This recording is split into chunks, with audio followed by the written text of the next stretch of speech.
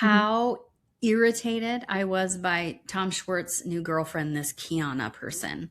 At the very beginning of the episode, the woman cannot take off her sunglasses and has them down on the bridge of her nose and is looking over her sunglasses at people at the table indoors this entire time. Don't fucking like her. I don't like her. She's got a weird vibe. Red flags. Well, she's besides the fact she's dating Schwartz, fuck off, but which is a red flag. How old is she? 27. Like and he's 27? 44 or something. She's too, I mean, she's a super privileged. She's got a place in LA. She's got a place in New York. She's a model who travels all over. She's the pretty privilege, the financial privilege, she's... Ugh. I can't. She's feeling herself, which women support women. Do whatever you're going to do, but it was a weird vibe. Listener discretion advised. Adult language and mature content.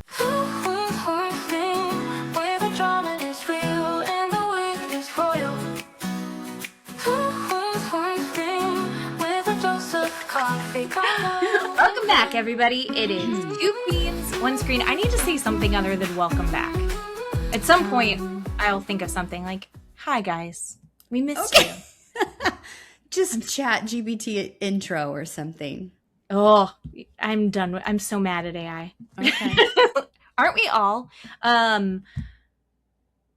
So I was just telling Keeley that I just started my period. I'm on day 1 and I wasn't expecting it, so I'm in a really bad mood. Sorry. And I am happy all of this is on camera. This is fucking wonderful. Keeley is feeling light and bright and just like you're glowing. My light's washing me out.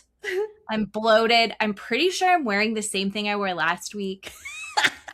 Didn't curl my hair. You look beautiful. Stop it. I can see your boobs and everything. Well, I can't hide them because they're too big right now. It's lovely. I'm having a hard time. And we have a lot of stuff to talk about. And I'm going to be honest, the bright shining point for me is Boat Show. I love Boat Show and Rhode Island. Rhode Island. But I also kind of feel like some of these shows are just becoming such downers that it's like Keeley and I both had a lot of metaphysical, spiritual stuff happening last week. I had a sound bath and Reiki from my stepmom who's a practitioner and she's awesome, and it was the first time I've ever done that, and it was good. It was very good. It was positive. Super good. Yes. Very positive, but also I did feel like I was being hypnotized where like kind of the lines between like where my mind and body connect were all wiggly. Yeah. And then you had a really amazing tarot reading. Yes. Fun fact, Keeley keeps getting accidentally read her tarot. I mean, she's going in and asking them to do it. And then after she asks them for it, they're like, P.S. I'm blind. Yes. All of your tarot readers are blind, even though it's random situations. That's very true. But I feel it makes me feel more connected to the reading, I guess, because it's all feeling energies and not necessarily this last one, she literally couldn't see the cards, and I'm reading the cards to her and she's telling me based on what she can feel, what the card means for me specifically. And, I appreciate that. Maybe more than if someone who had the ability of sight, right? And they're staring at me. I don't know. It was really great. Ooh, looping it back. I actually read a really interesting article about how palm readers and AI are very similar in that they're not like able to conjure things. They're just reflecting yourself back at you. Yeah. Which I thought was an interesting concept. Right. I don't remember where that article was. Might have been the Washington Post. Doesn't matter. So let's talk about what was the point of that? I don't know. Maybe just our week. We had a good week. Just our week? Our good week? I don't know. Yeah. Oh, the energies. We're like, energy Right. is flowing, like everything is energy. And I feel like we're going to end on the reunion of the Real Housewives. We're also going to chat about the Valley. And I feel like, am I inviting negative energy into my life by watching these shows?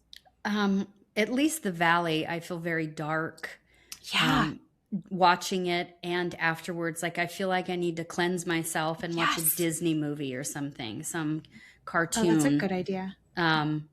Or go outside and breathe the air and touch the grass and try and recenter myself because it's just so awful.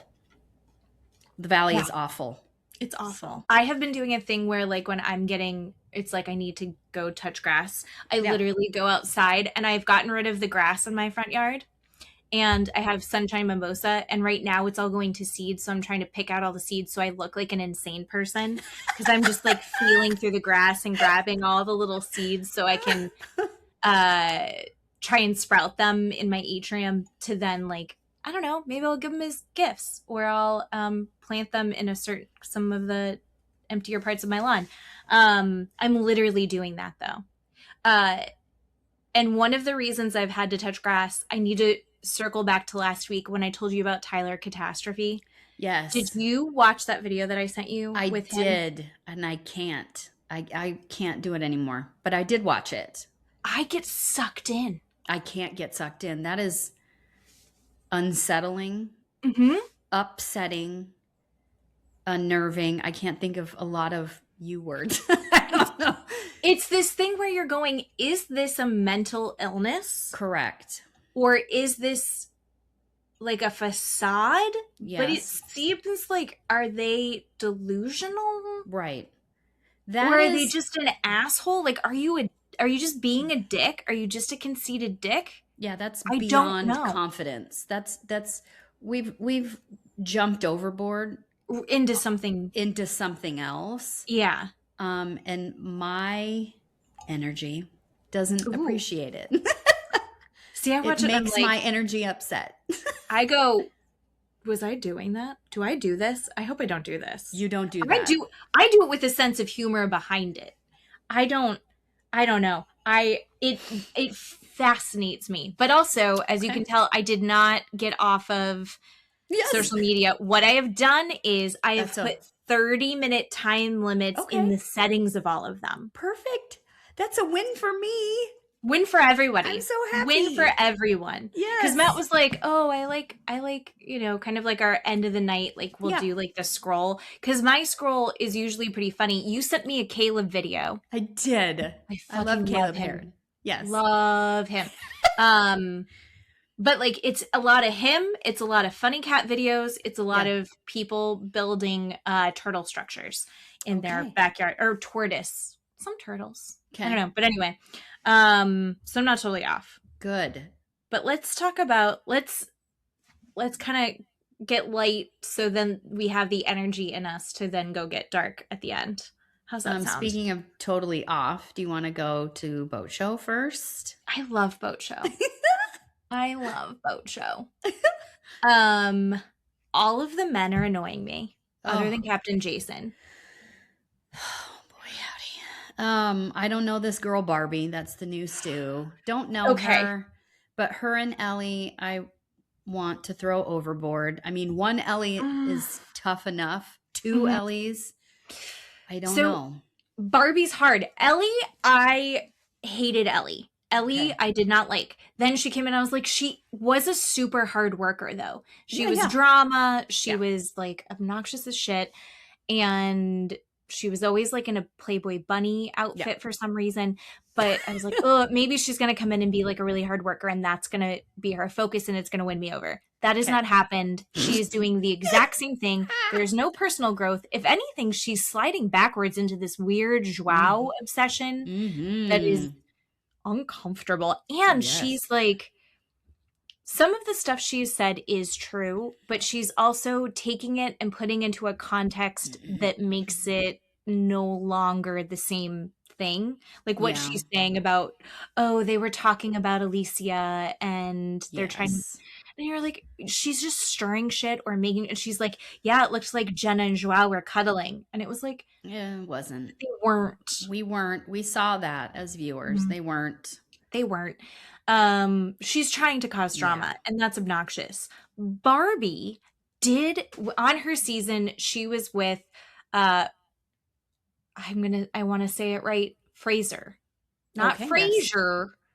Fraser, right? Yes. Okay, so Fraser. That's a man, right? Mm-hmm. Oh, yes. He was a chief stew. And I really like him, but I do think he's a newer chief stew that's run into issues. One of the issues was Barbie. Barbie works her fucking ass off. But she does get like a little bit testy. I think Fraser was unfair to her. Okay. I think that their working styles are too different. Okay. I also think they're maybe a little bit too similar. It was a real bummer that she left when she did. And I felt like they were being unfair to her. But also she is that energy. She's a boss bitch, but she's also going to come in. And if you stick her in laundry the whole time, she's just going to do it. And she's going to get her work done, and it's going to get done really, really well. And I really respect that about her. And we saw her out and about with everybody. And I think she has that energy like Alicia, where she's like, let's just have a good time. And she'll end up the center of everything. Yes. But unlike Alicia, I think she's slightly more mature. Oh God.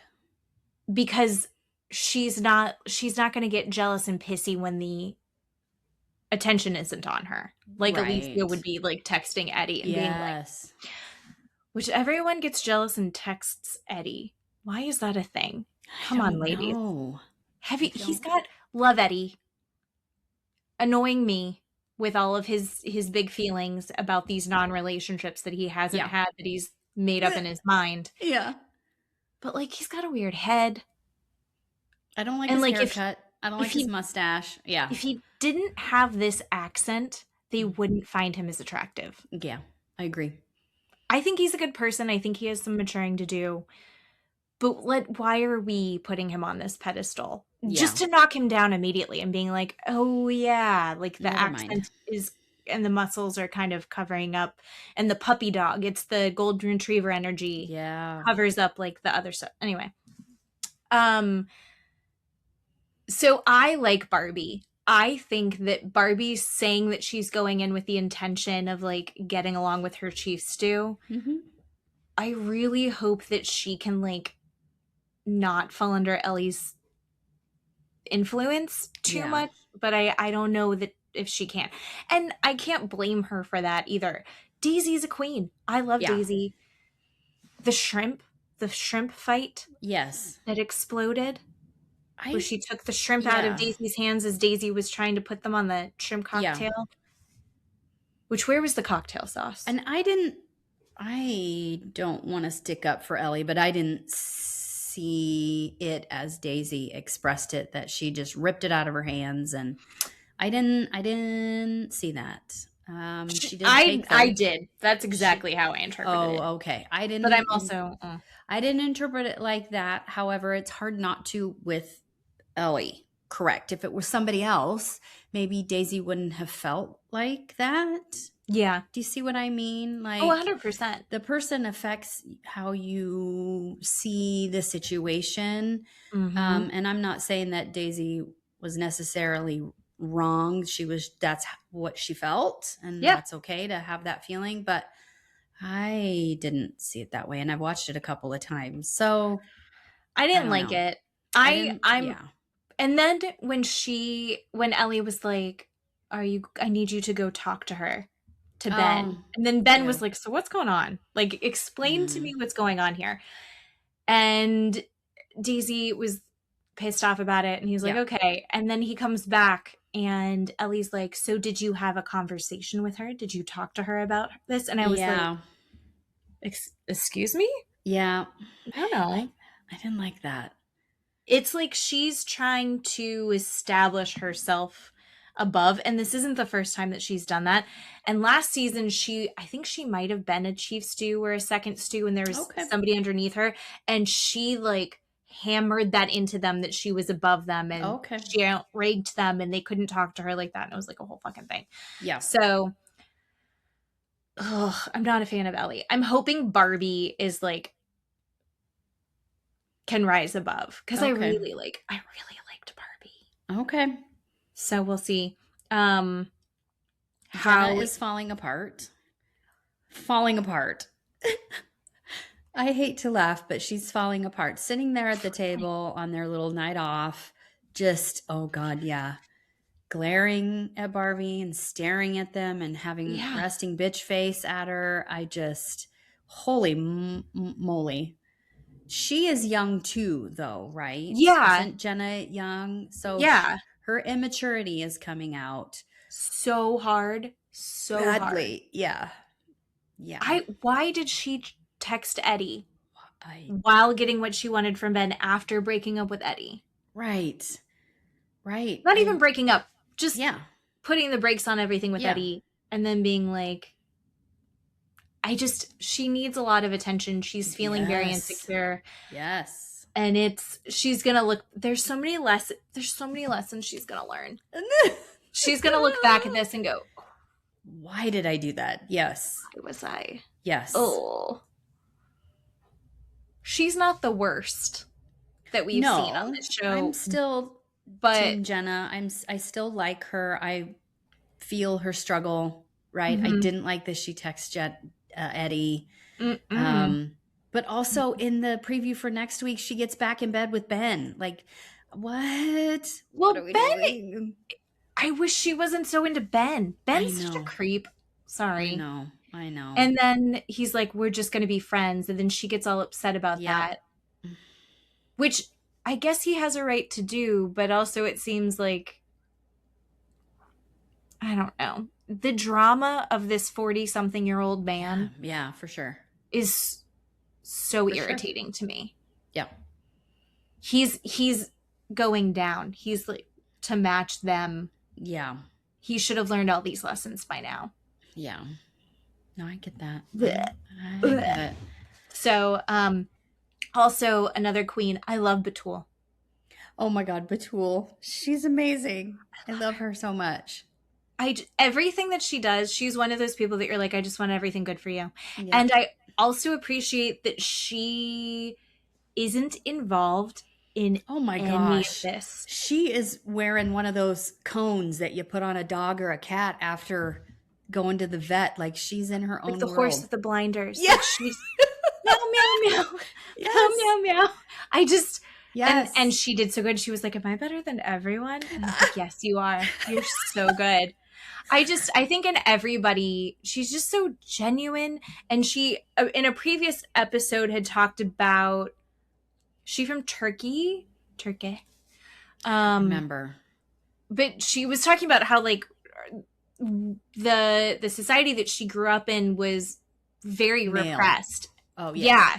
Yeah. And a lot of patriarchy and like the tolerance for like homosexuality and things like that. And she's like, no, I've educated myself and now I can see that and I've learned all of this. And it's like, see, anybody can learn these things. Anybody can grow. And even when like you've been completely deeply immersed in this totally different structure, I love that she's like pursuing happiness and I want everything good for her. I love Batul. I do too. And I love the family that they had on the boat. That was a good charter. Good charter. I love that. I love the idea of like the kids going like, you sacrificed everything for us, so we're going to do this for you. Mm-hmm. I don't think that my kids are going to do that for me. I'm not sacrificing enough. Oh my God. And I don't feel like it. So no chartered boat in my future is what we're at. Well, but anyway, okay. You want to do Real Housewives of Rhode Island? Yeah. Speaking of chartered boats. Ashley. Poor Ashley. Oh, Ashley. feeling her feelings. So many feelings. She's crying because she poor feels bad for baby. other people. Then she's crying Yeah. because of her baby and she has to get off. Can you imagine going all the way out there and being like, and never mind, I'm going on a boat back? Oh, I know. God damn it. I feel like it's such a hard thing to be like, other adults have this under control. I can leave. So It's hard. so hard to find the time as Yeah. a mom of young kids to go do those things. And you can really see that she's social with her kids. Like she is doing stuff with her kids that are there. Like she doesn't get like adult hangout time very often. I think the show is what's really fueling that for her. And the time that she really takes for that, they're like, he's going to go to the hospital now. And she's like, fuck, I've got to take a boat back. Yeah. I felt, but that's so scary. I think we've all been there at some point. Sure.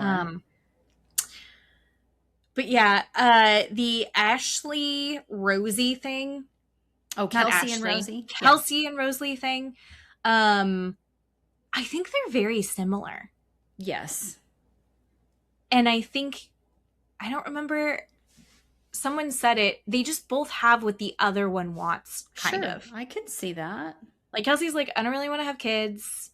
I just kind of want to go be free and do fun things, but I love you and we'll get married and like we'll see. Yeah. And then like if their lives had been swapped, they'd both be like perfectly happy and probably best friends.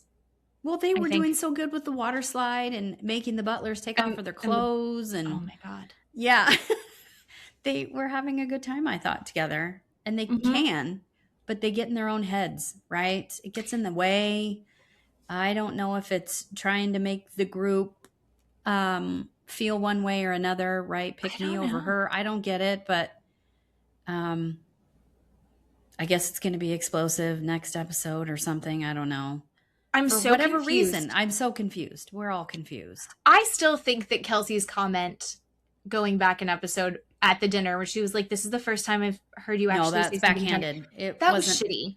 I don't know why we're pretending that it not right, but I don't know why they're pretending that it wasn't. But then we also, it seemed like she genuinely was like, hey, let's get along.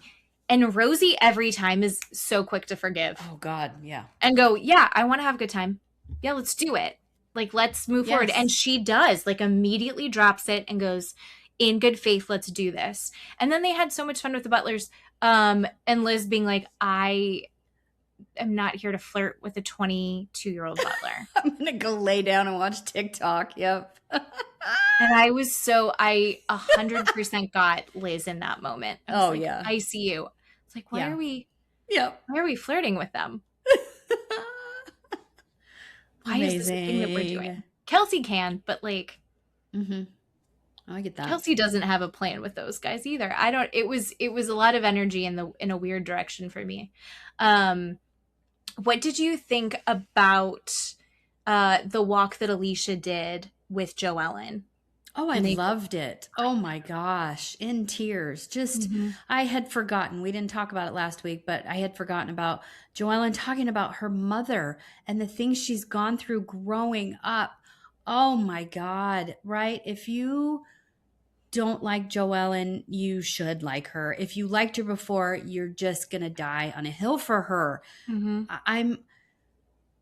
Her talking about her struggle and her mother committing her to these mental institutions multiple times. And I'm sorry, but her mother is a shitty person. I'm so sorry. Terrible person. Well, that was for like... Joellen to have her mother in her life around her children, she needs some sort of award or trophy or something. Like, that is hard shit to get over. Get over and let this person be around your children. My God, I love her. I don't know how she's there. I don't think she really is. I think that we are going to see more about it later on. I'm very confused at that, especially when those places that she sent her daughter, those are like, Paris Hilton has talked about those. Yes. Because she got sent to those. Kids died in those camps. Yep. Like, yes. These places were fucked up. And it's like the kids that really did need that help. There were a lot of kids that were sent there that just had parents that didn't know what to do and kind of checked out because they could throw money at a problem. Yes. And then there were also a lot of kids that needed genuine help, and they were not getting any help in those situations. No, they would lose patients, lose them, and find them dead somewhere in another corridor at the other end of the hospital, and nobody said boo. Like, unbelievable. Unbelievable. Oh, so awful. Wow. And then the only thing that I love Joellen. I think we're both on the too. same page. I think she's beautiful. I think she's incredible. I 100% back her on fighting Brian for everything he has. Yeah. She's like, I'm not coming after you, Rula. Brian. Because Brian's the one that deserves it. Yeah. And I think she has every right to do that. Yeah. And then I think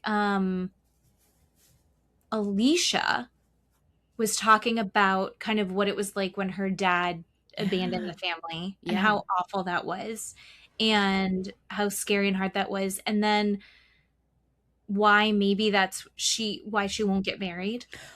Yes. No, I think you're right. I totally understood that. I understand that now. Yes.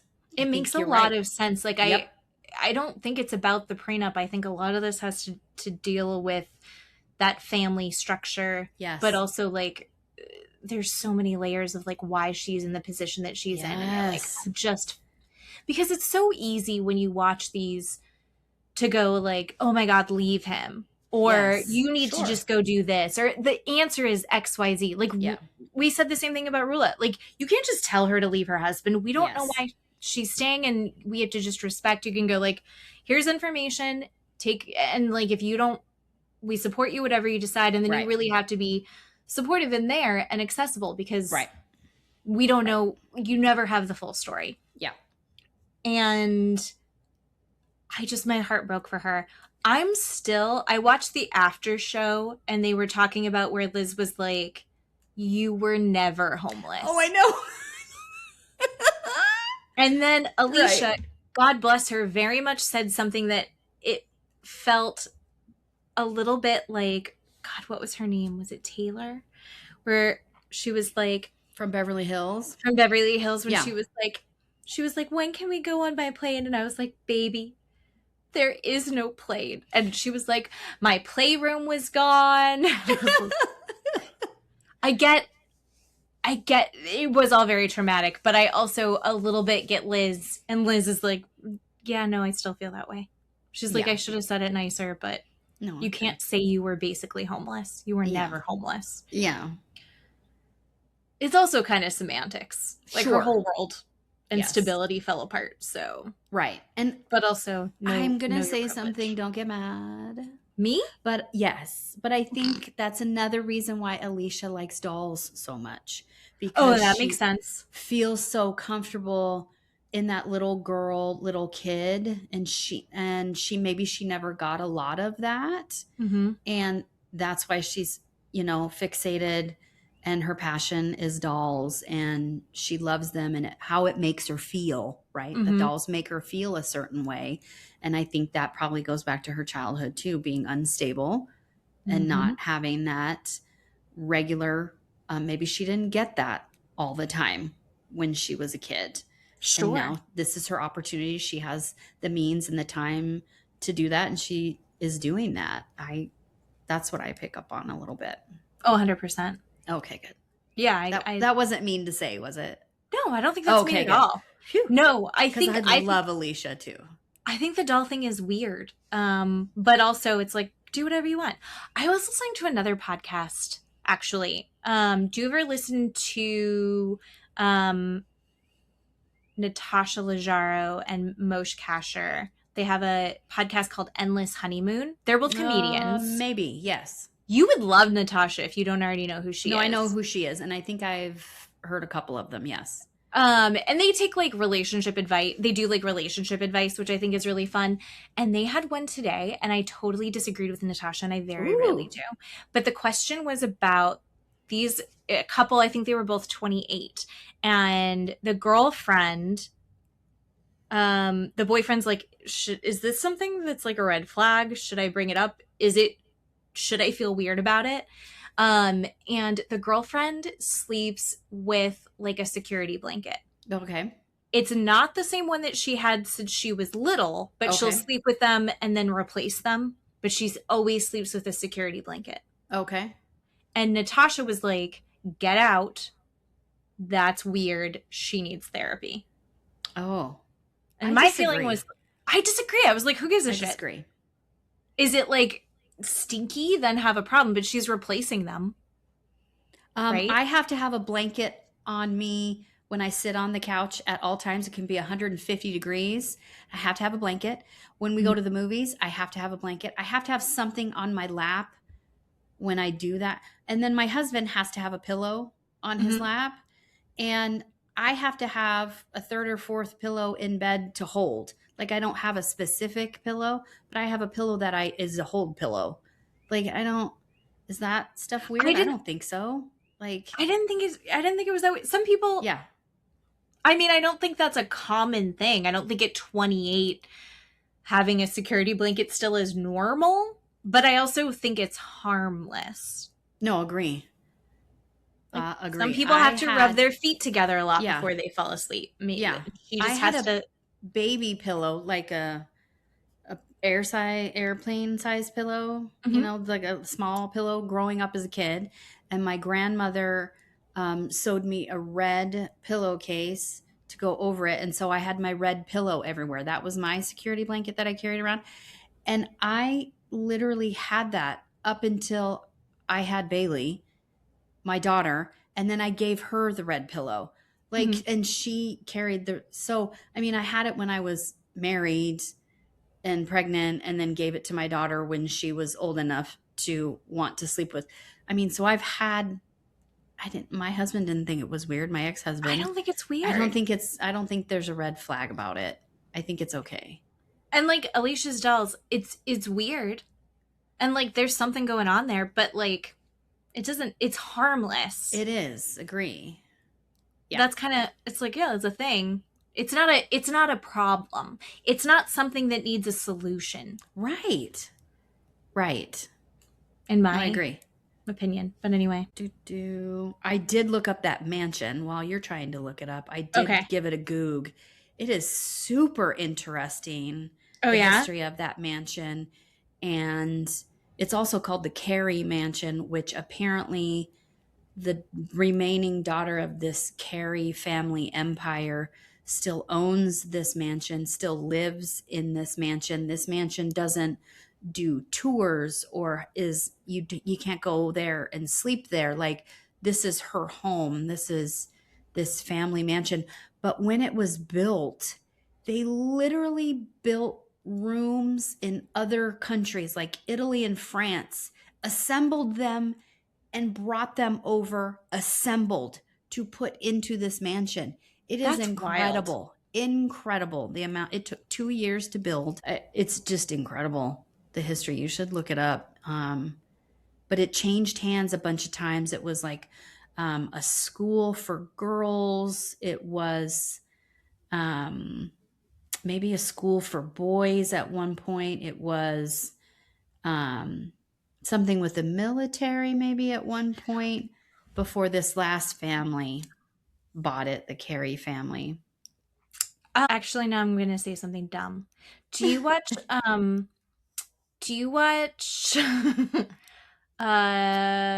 the show The Gilded Age? Yes, I love that show. Is that the new port that they go to? Yes. That makes sense now. Yes. That makes sense. The big thing, by the way, it took me a second. I was like, what is the big thing that happens at the end of the episode? What happened? I can't remember. Joellen, unfortunately, Lala not present. That's right. She gets the undeniable, it's still happening video. Proof video. Pictures video. Where he's like grabbing the mistress's ass through a window or something. Yes. I mean, I wish they would show us the video, but I guess they can't. So I don't know. It doesn't matter. Other than like, I get Joellen has every right to like not clear her name, but like defend her character and Well, all defend of the this. fact that she said he's cheating on you. Defend Yeah. that fact. Yeah. And I think Rula knows he's cheating on her, but Mhm. Rula has decided to stay, and that is her choice. It's her marriage. It's her life. Yeah. But I think the whole point is Joellen defending, I told you he's cheating, and you didn't, I said, no, he hasn't been for a while, or something along those lines. She was like, And it's he over. is. And Yeah. they're already saying like, Yeah. well, maybe she's going to say that they're like breaking up, but it's going to be, we'll see what happens in the next episode. But I think Joellen has a good heart, and is like she said, I'm being a girl's girl. Like if Mhm. I knew something, that is my character to go to you and go, hey, this is what's happening. Mhm. But Steve and I had a long conversation about that, where, you know, if you, how do I put that? If you didn't know firsthand, how did he ask me the question? It was really interesting. And I had told him, if I didn't know firsthand, then Mhm. it's not my place to go and say something. But if I know, say the video was sent to me, or I was in the room, right? Like Yeah. firsthand Or I saw knowledge. it. Yeah. Right. Then I would say something, Mhm. but I'm not going to say anything if I've had a third or fourth or fifth party come and tell me. Because Keeley works in the courthouse, and that's technically hearsay. Right. Right? I mean, I'm a girl's girl, and I Yeah. would want the best for my friend or my family or my loved one, or what have you. But if I don't have first knowledge of it, I'm not going to say anything. That's how. We all should have learned this in high school. What is a credible source? Right. Right? And unless Right. I can be that credible source, Yeah. I'm not spreading it around. Yeah. That information. Yeah. Yeah, no, I think that makes sense. I had a point. Oh, Matt and I were talking about it.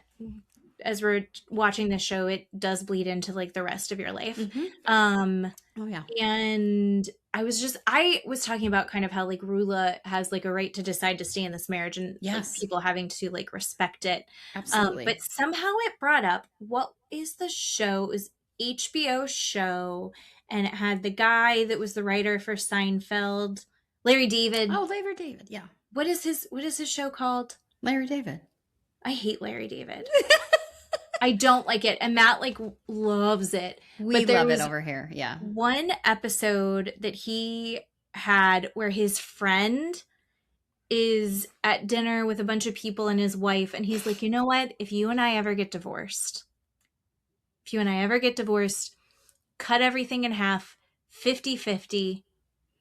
Let's end it as friends. Like I wish you well. I want you to go be happy. Okay. And she goes, the fuck? If you ever try to divorce me, I will ruin your life. I will take everything that you have. I will make sure that you never have a moment's rest. We'll be friends? Fuck off. No, if you're divorcing me, we are enemies, and I'm going to burn everything down. And I was like, and that is what will happen. And like, maybe there's a reason to not get divorced. Matt's like, oh, we know, I know that. And that's not why we're together. No, so I was going to say. But it's a reason we're not breaking up. I I am a difficult ex-girlfriend. I think. Wow. Probably. I don't know. Probably. I would think so. Marriages aside, when you've been a girlfriend, are you a difficult ex-girlfriend, or are you like once it's over, I just never speak to you again? I just never speak to you again. That's I draw it out. I make everyone be friends. I make you hang out with me. Can't. I'm texting you like Jenna. I'm awful. Awful. Amazing. Okay. Let's talk about the Valley. The dark. My tummy hurts. You just said it, and my stomach instantly started to hurt. None of it These makes bitches sense. all go to San Diego, and we have to watch garbage in San Diego. Garbage on the train, garbage in San Diego. And again, none of the show makes sense. None of these people would be making this effort to hang out in the ways that they're hanging out. People are traveling with their babies to go stay at a house in San Diego. Is that where they went? Yeah. Yes. Sorry, Michelle. Who cares? Who cares? San Diego's fine if you're going to the zoo with your kids, but like that's not what they're doing. They're going to go drink. They're going to go party with their tiny babies, and they get this giant Airbnb that they're all staying together at, and it's like they're fighting over rooms, which makes zero sense. They have different like homes on this property. They're different places, physical place, like Beverly Hills does, right? Yeah, you're Jasmine and cabin, Melissa. You're in that cabin, little cabin. Yeah, so smart. Yeah, and then I think they have like a baby house. There's and then the baby they have cabin. Everybody who doesn't have kids with them. And Jesse and Lala are having a cow over the biggest room. I mean, what? Why is Jesse taking the biggest room? Right. Is he paying them? When he was the one that was organizing and set it all up, great. But like, of course, Michelle and Lala should get the biggest room. One, it's kind of like they're going to go explore. Why the fuck is Jesse there? Why is Jesse there? For none of these adults would be all traveling together to go do this. Yeah. Maybe in smaller groups, but like it doesn't make sense that they're all going to be socializing together. It also doesn't make sense that Michelle and Jesse are doing this together. Nobody is good enough friends to have that kind of crossover. It doesn't make sense to me. It just doesn't make sense. And Lacy is the smartest one and not getting on that fucking train, just driving herself, right? She's not going to get in the middle of that shit. I mean, why are they on a goddamn train? They can't afford to fly there and or drive there? Why this stupid commuter train? It's weird. I have a theory. And I haven't heard anyone talk about this. Okay.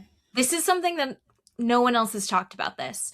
The current head of transportation, like the Secretary of Transportation, used to be Pete Buttigieg. Okay. Love him. Oh, that's right. Now it's this guy named Sean Duffy. And do you know what Sean Duffy's from? Real World Road Rules Challenge. But he was like one of the first real world people. Okay. Like back in the day. Okay. And he is married to some asshole who's like on Fox News. Okay. And they just did a documentary of doing the Great American Road Trip where they drove all over the US with their like 9 fucking children, but they're reality TV stars and he's the Department of Transportation. So my theory is that he's trying to make transportation hot again. Oh, okay. Like not public transit, mass transit. Got and it. Things like that. Like I think he's trying to is there anything other than the fact that he was once a reality star in that? Got it. I don't know. Also, I learned through listening to another podcast that his nickname for that was when he was on TV as like a reality star and not for the being involved in our government was Ass Rocket.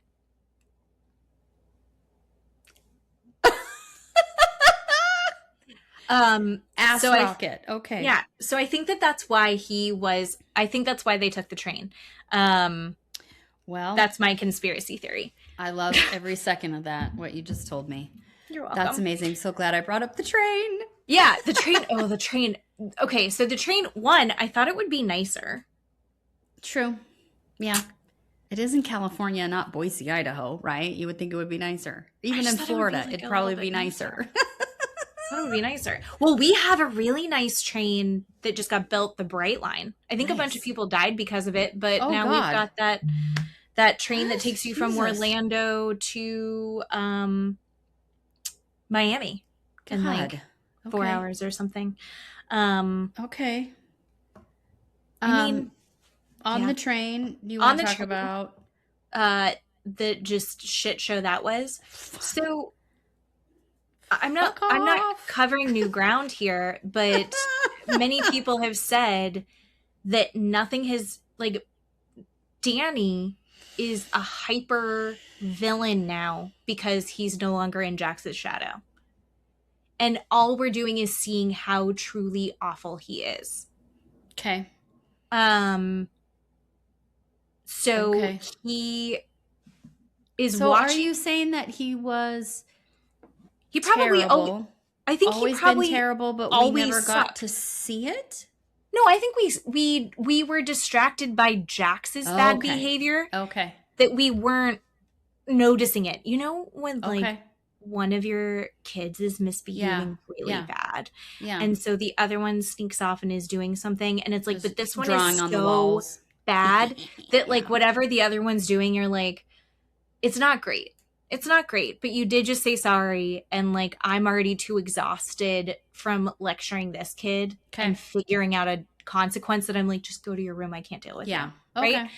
And so, Okay. and Danny, I fucking was almost not team Danny, but I backed him up. I was like, Danny fucked up, but look, he's trying to make up for it. Like, We both I believe that people are redeemable. Yes. And instead, he's like, I'm fine. I'm great. And I did a really good job. And why is everyone mean to me? And actually, you know, Janet is the villain. And here's the thing. Janet is obnoxious as fuck.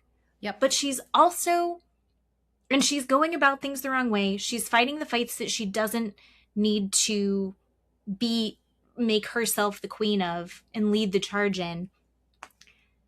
But she's not wrong. She's being Janet. She's annoying. Right. She's annoying. She's being Janet. Where Danny, there's a difference. There's a huge difference. There's like such an intense like shittiness to him. Yes. And what I have noticed, it was before and I didn't pay attention, but I have noticed when the heat gets put on him, he comes back with, oh, I'm such a good Christian, God-fearing man, with this whole religious stuff. And it bothers me a lot. Like, please go be Christian, love God, love Jesus, go to church, do your thing. I don't care. It doesn't bother me. But he uses that as this weird shield to stand behind. Yeah. And I don't like it. I'm not trusting what I'm hearing and what I'm watching. And he is giving a lot of creed to the fact that you are a bad person. So he watches Nia struggle with the baby. And she's like, I want to eat this sandwich, so I'm going to give you the baby. And he's like, I'm going to go get a coffee. I'm going to get a coffee. He doesn't say, I'm going to go get a coffee. He looks at her and goes, I'm going to get a coffee. Like, why couldn't he take the baby when you go get the coffee? You can hold a baby and get a coffee. Baby attached to her, like in a sling, attached to her chest. She's trying to eat a sandwich. And it's bouncy and all over the place on this train. She can't possibly sit still and have a couple of bites to eat because God only knows the last time she had something to eat. Mm-hmm. And he won't take the baby? No. And bites her head off at the same time? Like what an asshole she is to ask him to do that? Yeah. What am I watching? And then in the same breath, he turns around and is like, why can't we have another kid? We need 5. What? No, sir. Mm-mm. No. And they get there and they brought this nanny or this friend, this babysitters, right? So they can go out and have fun. And he weaponizes and uses the nanny against Nia at the same time. I can see there was frustration there that I almost, if he hadn't been an asshole the entire time, I can be like, I get that moment of being frustrated, but he's like, she's like, put the baby down so I can eat a sandwich. Again, Nia's not allowed to eat for some reason. Apparently, yes. And I think all of us remember how hard it is to eat when you have a child who's climbing all over you. My niece, who is so cute, is so attached to her mom. And I remember we saw them over Christmas, and she, like, I could just see her mom just like, I just want to have a plate where no one's touching me while I'm consuming food. And she's like your a own plate. How many times do moms have to eat the leftover of their kids' food because there's no time for them? Yeah. Or no food left. Yeah. And you're eating the scraps like a dog. Yeah. And can we also take a step to like the frustration? Again, why this trip is so... These girls' trips happen and they're like, this would never... No one is going on this trip. Yep. This trip is even less likely because... Yeah. Can you imagine trying to deal with the schedule of 2 infants? Nope. Is fucking insane. Away from home, fucking insane. Yep. With other adults, with other people, and like timed out schedules of stuff that we're going to go do. And you're trying to make all of that mesh. But then also Nia's thinking about the amount of things that Nia is having to balance and organize and try and keep everything okay and safe. As she's definitely a people pleaser. For the baby. All of that is for the baby, not for Nia. She's doing it for the baby. She's doing it for Kristen. She's doing it for Kristen's baby. She's doing it for Luke. She's doing it for the group. When are we going to go? We'll wait a little bit and then we will go. Oh, I'm not going to leave until Kristen's ready to leave. Kristen's going through a whole thing right now. She's so empathetic to every single person. Mm-hmm. And she's like asking her husband in that moment, go put the baby down so I can eat something. And he's like, no, what are you doing? Why are you eating? I'm trying to put this. And you're like, you're the dad. Figure it out. You can't go ask her to go. She goes and does it by herself all the time. You can also go do it by yourself. That's part of being a parent. Right. That's part of being a parent. And there's the whole extra level of like, she is the food supply, but that's not what was happening in that moment. And he's so mean to her. And then they get to this like theme park thing. Oh, before you talk about it, can I just say, he sits on the couch confessional and gets pissed off, gets mad and says, we bring this babysitter and you're not having the babysitter do these things. They cut to the babysitter and the babysitter is doing laundry and folding clothes and packing bags. And can I just say, the babysitter is doing the things that Nia doesn't have fucking time to do right now. That have to get done. That have to get done. Yeah. So yeah, the babysitter is actually doing something, you prick. Yeah. When you are you made this baby. You are the father of this baby and it's too much of a put out to go put her down and you can't let your wife eat. And then you scream at your wife, we have the baby, or babysitter, why isn't she doing that? Infuriated me. And then it just continued onto the amusement park. So then tell what happened at the amusement park. Well, he's just in a shit vibe, right? Yep. And I 100% think that it's because he's sober. Oh, sure. I got that. And that's not what this trip is for everyone else. That's not what this trip is. And for Nia, it's like, it's a moment for me to get to be with my husband without kids. And he starts telling her that like the way she's behaving isn't genuine. Yeah, it's performative. What? And she was like, no, I'm trying. She's trying to like, oh, it was so painful to watch where she's like, I'm trying to find that version of myself, which fucking Luke said he wanted the old version of Kristen back. Ugh. And then you have Nia who's subscribed to this like new age Christian patriarchy, women need to be doing these things. And Nia's fully in that sphere as well, but she's a woman in that sphere. And so she's like, I'm trying to be who I am when I'm not in mommy mode. Right. I'm trying to be who I am and excited to be around you and with you without all of our children. Like the before times, this is who I am. I'm bubbly. And she does kind of assert herself in that. But it's like, even if it's like she's faking it until she makes it, fuck off. Let her Who do it. cares? Exactly.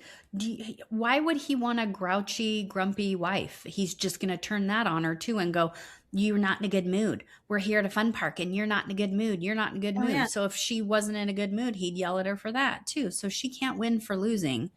But horrible. This kind of goes back to he keeps going like, well, I'm a good Christian father. I'm a good Christian man. That's like the cornerstone of who he is. I think that this also has a lot to do with his sobriety right now. Sure. Because, and I think you and I and a lot of people have dealt with people in our lives who have different addictions, whether it's alcohol or drugs or lots of different things, combination of those. And there's times where like people are working on themselves to be sober, to not have that included in their lives. And I think that it is worth recognizing that it's really hard to be around people who are still participating in those things. Like he's around all of this drinking, but he can't, or at least he's not doing it on camera. Right. Sure. And you can see him getting really resentful. You don't get sober just because you're not drinking. You're not doing whatever substance. Right. Yeah. There's other work that has to be done. Yeah. And somebody had been talking about this and it was about kind of like how the replacement typically will start off as something like really intensely working out or getting really into eating super healthy and clean or going to church a lot. But like he's not actually working through maybe the reasons he was drinking. Right. He's not finding those things. He's just seeing, he's not, it's like, what do they say? Like dry drunk? Like he's not drinking, but he's still in his head going like everyone else is drinking. They're not over there eating, they're drinking. And you can see him just irritated and resentful that he can't participate. Yes. And I think maybe if the cameras weren't there, maybe he would have been participating. Yes. Right? Like depending on what the group of people was. Yeah. I don't think he's not actually going out and drinking. No, I agree. And that's allegedly, that's my opinion. It's my opinion. That's my conspiracy theory here. But like, I think that I don't think that for most people, when you have something like a real alcohol problem, I don't think going to church is enough. Agree. To really give you all of the, like, you need someone to help you recognize and dig a little bit deeper than just like, I'm going to go to church. Yeah.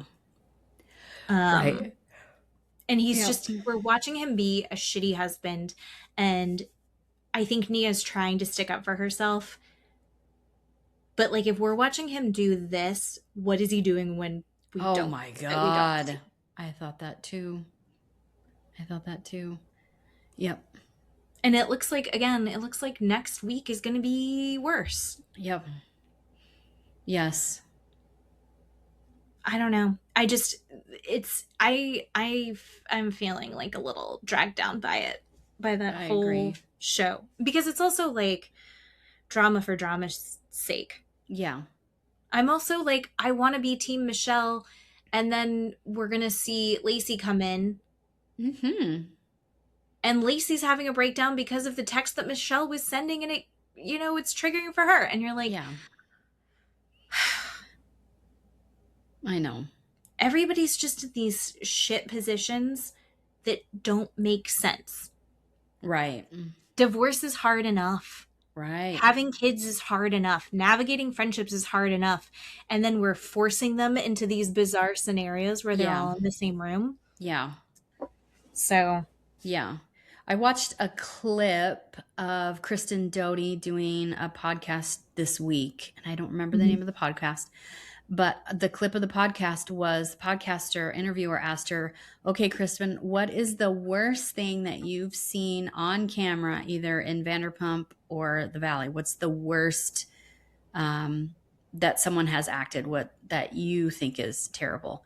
And she said, the finale of the Valley, this year's finale. And he was like, what? Even over Vanderpump? She goes, even over Vanderpump, this is the worst thing that has happened on camera. I cannot believe it's happened. And he goes, well, can you tell me who it is? And she said no. And he said, can you tell me what they did? And she said, this person threw something. And she goes, that's all I'm going to say, but everybody is going to lose their shit when they see it. And so I'm super interested to see. I mean, clearly this isn't going to end not being dark and not being upsetting the season.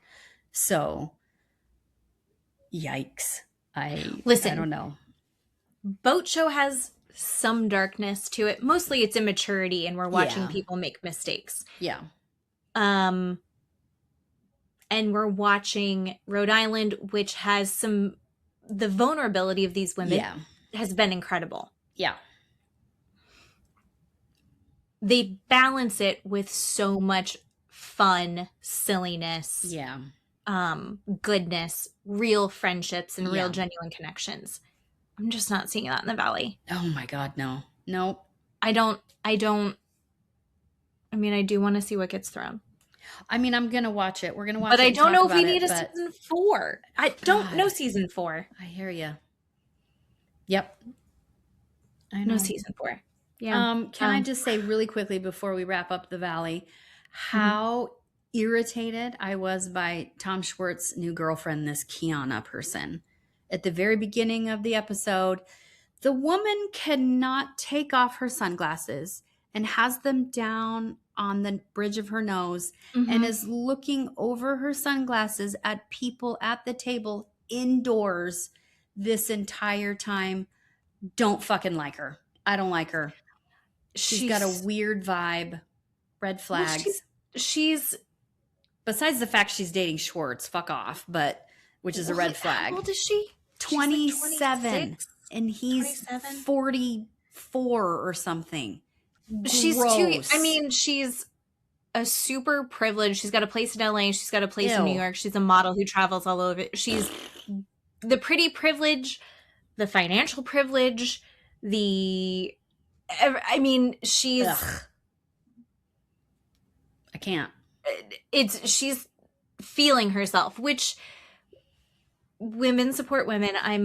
Do whatever you're going to do. But it was a weird vibe. And she went in. I don't know. The whole thing was weird.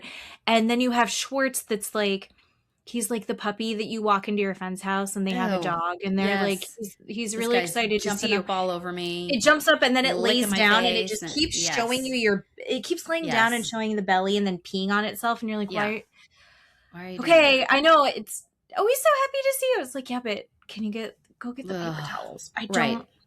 Do you know who doesn't do that? Any of my cats. Right. I couldn't. I was annoyed with that. I just want to put that out there. He's embarrassing. 2 thumbs down. Yeah. She's hot. She's crazy hot and she's clearly very confident and she's got a career that's letting it all happen for her. So like, I think there's a reason for it. It was like there was something off.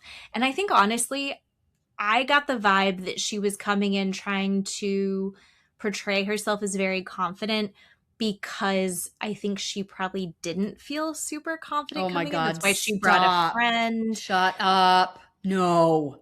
That's the vibe I got. Yeah. I had some empathy for it, but I was also like, she's old enough to know how to enter a room. Yep. And like how to meet friends. Ugh. So I don't know. And I also think that it was weird. I don't like this Schwartz. I don't like oh my God, am I flirting with you? Oh my God, what are we talking about? Oh my God, I'm just so embarrassed. And we were talking and she was asking if I was sleeping with anybody else or if we were just going to be seeing each other or something. And they're like, she did that? And he's like, no, it was me. And you're like, what a weird thing that you're playing. This weird show that you're putting on for everyone. Yeah. Bad. And I'm sorry, I don't think that everybody gets to be cute baby forever. You get to be cute baby for a short amount of time. Yeah. And not even everyone gets to be cute baby. So the fact that he is milking it for this long is just embarrassing. Yeah. Yes. You can be cute baby when you're Schwartz in Vanderpump up to season 3 maybe. Sure. And then after that you gotta stop. You gotta stop. Ooh-wee. He doesn't belong on this show. Mm-mm. Okay. Now we're gonna talk about the finale. The final end. Fuck, finally. Of Beverly Hills. Okay. Overall, the first half of this season was great. I think. Mm-hmm. And I loved it. Mm-hmm. And then it just like got worse and worse and worse. Yes. They're in Italy and it's just fighting the whole time. There was no fun in Italy. The most fun in Italy was Bose and Rachel Zoe squishing grapes, and Rachel Zoe was miserable. Yes. Yeah. There was nothing that they did that didn't have tension or someone pissed off or someone upset. Right. And that's not Right. fun. No, it's not fun. But I also think this part 3 was kind of a dud, kind of meh. You know, I mean, we're still talking about the same thing over and over and over again. Mm-hmm. Well, I have some criticism. So let's just get it out of the way. Let's just get it out of the way. Because, well, let's just fight immediately. Do it. As I've watched this reunion, and as more information has come out, and I don't love it, but Dorit came into this reunion to fight her battle, right? Like, she's in there. She didn't come in here for resolution, which Andy says he's looking for. There was no resolution. There was never going to be resolution. Mm-mm. Dorit came in to make a point to kind of defend her character and to point out like how everyone else had like really crossed a line. Like, she had a battle plan. Yeah. Which is her right. Yeah. I think Erika and Kyle thought that like there'd be some sort of like, I'm sorry. Maybe we need to take a break, but we're still friends. I think Erika and Kyle thought that Dorit would acquiesce to everything and be like, oh, you're my friends. Okay, I believe everything you said. Blah, blah, blah. And that's not. She was the exact opposite. Not. She was like, I'm going to take you bitches down. Yeah. And I'm going to explain. I'm going to make point by point every fucking thing that you did wrong. Yeah. And which is fine. You have a right to do that. Erika, I think she's like, this is why I'm hurt. I think Erika thought like, I'm going to say sorry for this. I'm going to say why I'm hurt. You're going to say sorry. And then maybe we can get somewhere good. Erika doesn't mind confrontation, right? Erika's comfortable scrapping it up and then ending up somewhere new. Kyle and Dorit both have to win. Yeah. Kyle and Dorit are like, they'll say sorry to then get higher ground. Yes. But they're both in there to win. Yes. And I'm on nobody's side really at the end of it. At this point, like, I'm really definitely not on Kyle's side the most. But as far as like Dorit and Erika go, I think they did have a genuine friendship. And I think they're both too hurt to move forward.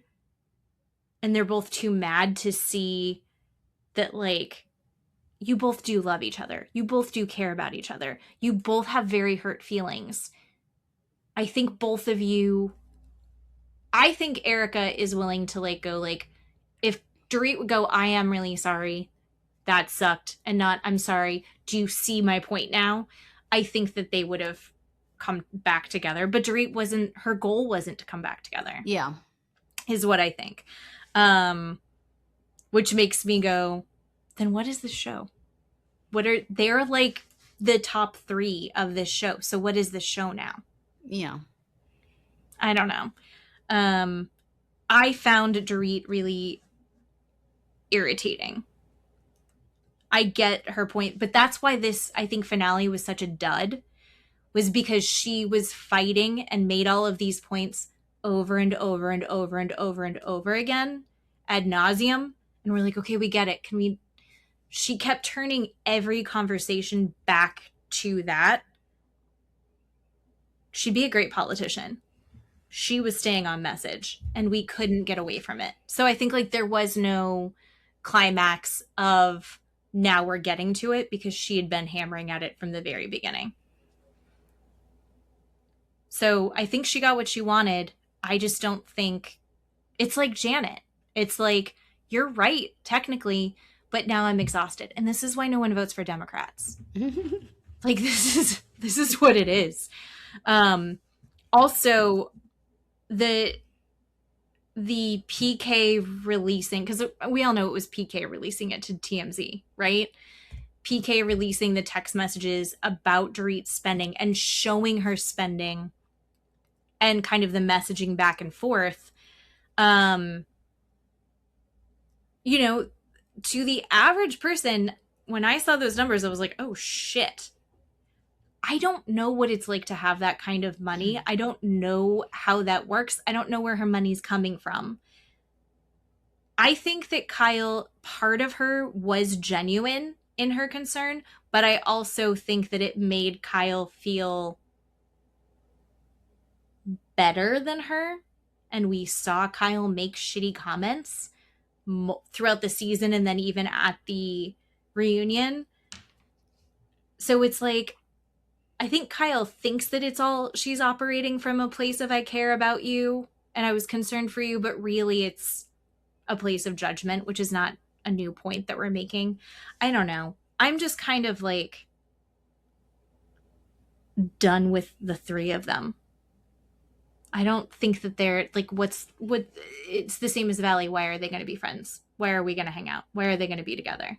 Mm-hmm. I don't know. Oh, I have different thoughts. Okay, you have different. I knew we were going to have way different thoughts. I know. Here's my thing. Yes, Dorit ad nauseum, this entire reunion kept going and kept going and kept going. The reason she did that is because the entire season, that's all that they did to her. Mm-hmm. All that they did to her, the entire show, is get after her and go after her and say these things over and over and over to her. Yeah. So, of course, she's going to go on the reunion and stand up for herself and ad nauseum go over these things. But you said this and you said that. And in my mind, these PK messages that were released vindicates Dorit in the fact that Kyle did exactly what Kyle wanted to do in the fact of making Dorit look like an asshole and affecting their divorce by saying these things that she's spending too much money, she's erratic, she's emotional, she's dramatic. So what does PK do? He releases text messages showing money amounts of what Dorit is spending, showing these text messages that aren't great in the tone that Dorit is saying. It's proven everything that Kyle is trying to do, that she's claiming she's not doing. And Dorit's this is exactly what you're doing. And it has proven it. PK releasing this shit has proven it. And in my mind, I am more on Dorit's side than Kyle and Erika, because now Kyle has proven her point and has ruined, come between, got in the middle, made this, she didn't have to do any of this. Mm-hmm. And now PK is releasing, and now this divorce is even worse in the public eye. And also, PK is the one that tried to get Dorit on the show in the first place. Dorit did not want to be on the show. PK pushed her to be on the show. PK also knew who she was when he married her. You know the person, you know that she spends money, you know this is her lifestyle, this is what you're signing up for. And to backtrack and put this shit out to do the exact opposite and go, look, I'm not spending as much as she is. Fuck off. No one, I've said it before, in a divorce, women are the ones that are looked at for their attitude, their behavior, what they say, and how much they spend. They never look at a man for that, ever. I don't understand why. PK is spending just as much money as she is. Who the fuck cares what Dorit is spending? Who cares? Who cares what PK is spending? Who cares? Why do we have to care about it? We don't have to care about it. But to prove Kyle's point, now we all care about it because Kyle is a bad friend. And Kyle never, ever wanted Dorit to win in the end in this relationship with her, with PK, and this marriage and the divorce. And it makes me sick. It absolutely makes me sick. Erika, don't even get me started on Erika again. Last episode, when we released our podcast, I got more hate mail about being on Team Dorit's side and telling me to shut up and telling me to hush. And, Erika has every right and Dorit's a bad friend. And again, it is hilarious to me that the public is so triggered by someone not liking Erika. It's fine. You're going to be fine. Go get your pillow, go get your security blanket and hug it while you sit on your couch while I say shitty things about Erika, because I'm going to say shitty things about Erika. Erika even screamed at Dorit, "You stole the van and left us there in Italy." I'm so sorry, Erika. We all saw the footage that there are 2 vans. There are 2 vans there. And even Lisa Kudrow on Watch What Happens Live I saw 2 days ago looked at Andy and goes, 2 black Sprinter vans, dude. You're not going to like it. We all saw it. So this whole thing, this shady shit edit of trying to make Dorit look bad is tiring. I'm exhausted. I'm pissed off at it.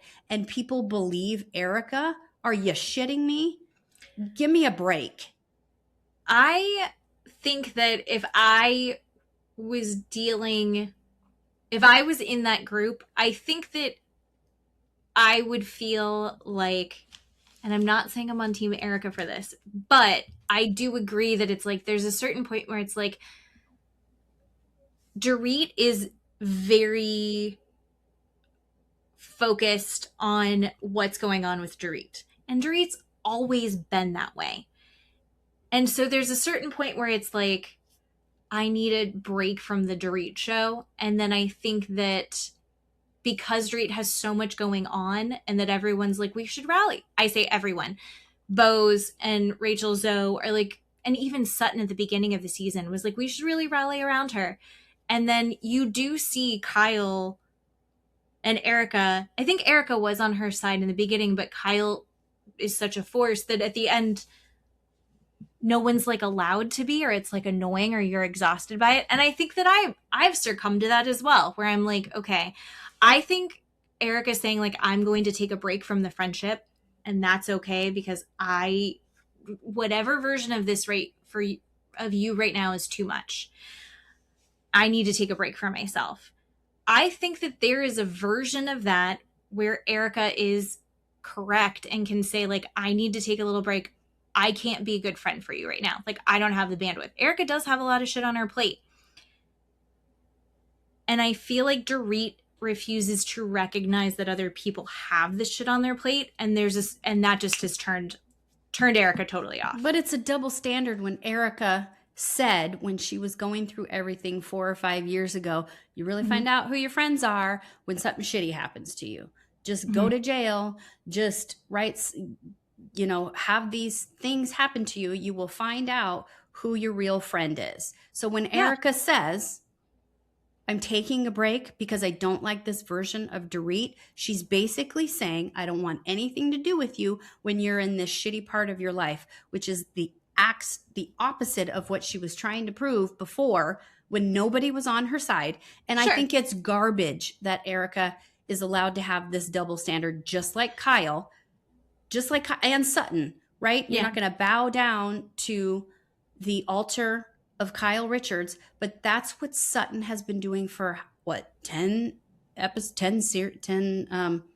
seasons or however long she's been on there, she always bows down to Kyle. She tries to get in Kyle's good graces by doing whatever she's doing. You know, you see it ebb and flow with Kyle. And right, but then she says, you know, I'm not going to do what Kyle tells me to do. Yes, you are. Yes, you are.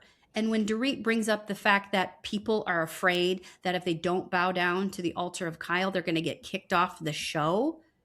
I think that's a real feeling. I think that's a real conversation that they probably all had. Oh, I believe that. Yeah. And another reason why Erika is just right up Kyle's asshole and doing whatever Kyle wants, because she doesn't want to get kicked off the show, because she has no storyline. I think that Erika put it in a way that I see is that there are just a lot of things that she's dealing with that she aligns with Kyle on, not necessarily that she's following Kyle, but she's agreeing with her. I do think that Sutton's falling in line. I think that there's also a part of this where Dorit is on offense right now. She's going through all of this. She's not her best version of herself, which you go, okay, as a friend, I want to support you. You're in this bad place. But she also is very reactive to everybody and everything. She doesn't feel like she went after Amanda. Like Amanda did walk back. She's like, you didn't verbally assault me, but in that moment I did feel, or accost me, I did feel like you came on very strong. It was very confrontational. I'm not going to say like aggressive or like attacking her, but there was a confrontational vibe that Dorit has had with a lot of people this season. Like she will very quickly argue with you. She was doing it but she also has it with everyone. It's universal. She's doing it with Bose when Bose is trying to address something with her. And she's like, when Bose was taking Kyle's side and saying, I think Kyle genuinely cares. And she's like, but does she? And the way that she was coming at Bose, if someone talked to me like that, I would be like, oh, I can't. Oh my goodness. I wouldn't be able to handle that. And when she's got this confrontational energy for everything and for everyone, even if you're trying to be on her side, people like Bose, who are newer friends, can ride that wave a little bit better, right? They have the distance for perspective. People like Erika, who have been so close for so long, it stings worse. It feels worse, I think. And is it necessarily fair? No. I think that, again, it's one of these situations where it's like, do you want to be right or do you want to get along? And I think that the headspace that Dorit is in right now is she needs to be right. Her survival depends on her being right and winning right now in her divorce, with her children, with her finances, with everything. She's got to win to move forward, but she's taking that energy everywhere. And I think that as a friend could get exhausting. I totally disagree, because when you go through something like that, I have been through something like that. And if you and I are friends and you look at me and go, I can't hang out with you, I don't like the way you're talking to me, all of these things that you just laid out that Dorit is doing wrong in the middle of something that you're going through, I would look at you and go, then we're not friends. Then we're not fucking friends. You can't, you can't explain and excuse and say, oh, it's really not fair, but Dorit is this kind of person, and Dorit is this, and Dorit is that, but you shouldn't really do that, and she's going through really hard. You can't have all of that. You can't have it all. Isn't there a place where you go, and I've had conversations like this before with people that I've been close with, where it's like, hey, I'm on your side. You know, like, I think that's maybe the conversation that didn't happen well enough, because Kyle is like, do you remember? And it's like, no, that's not the vibe. But they're sitting there like this. And it's like, no. I'm on your side. Like, you're coming at me and I think you're mishearing me. And I think Bose did it right. I think that's kind of like where Bose can go, hey, on your team, this is just what I'm seeing. something like, I want to be here for you. This energy is too much. Like, let's reset. And I think Bose was able to reset that energy with Dorit. I don't think Erika is what I'm saying. I think that there's a point where, like, again, Dorit is on and the offense. and that means Erika's not her friend. I think the exact opposite. Bose and Rachel, because they haven't been friends with Dorit that long, have the opportunity to go, I don't know what's happening here. You and I have not been friends this long for me to know this is actually you or what's happening. So I'm going to take a step back because we haven't been friends that long. Erika has been friends with her for however long and should know these things about her and go, just like you said, Bose did, I'm on your side. I really want to talk to you about this. But they can't do that because they're not actual friends. Just like Erika said, you find out who your friends are when you go through a shitty time. That is so true. I have explained over and over again, when I went through my divorce, everybody, all of my friends left. They all chose him. And that's how that worked. They were never my friends. If they were my friends, they would still be my friends to this day because they know who I am. They know how I talk to you.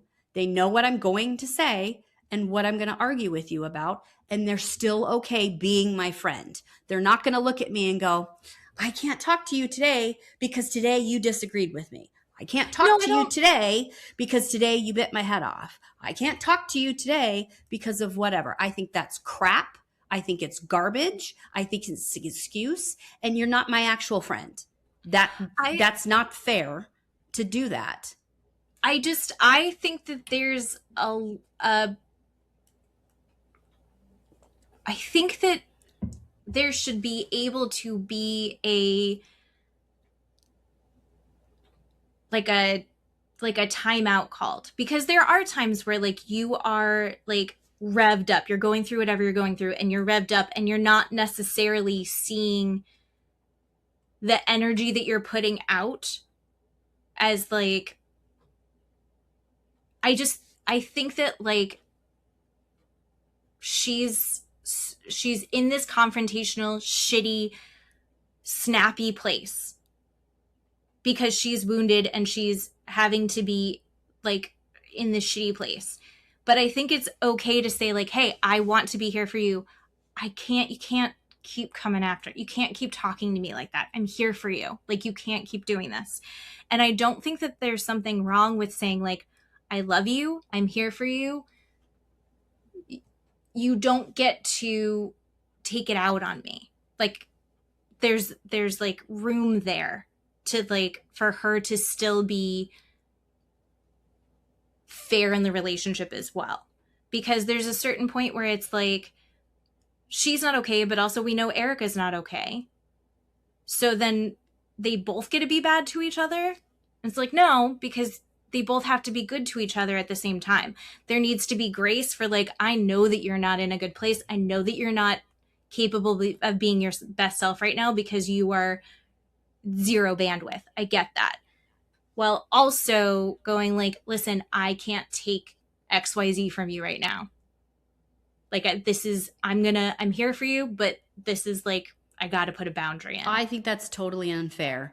Because if I'm going through something, if I'm going through this acrimonious divorce and I'm going through this situation that is really causing me to have anxiety and be overwhelmed, and I don't have enough bandwidth, but when I come to you to talk to you and I say, yeah, I'm having a really bad day because X, Y, and Z happened in court, and then I have to stop and go, but I'm going to talk to you. So nice. That's not what I'm saying. How's your day? And I better be careful in what I say, but how are you? How are you? How are you? That's not an equal friendship.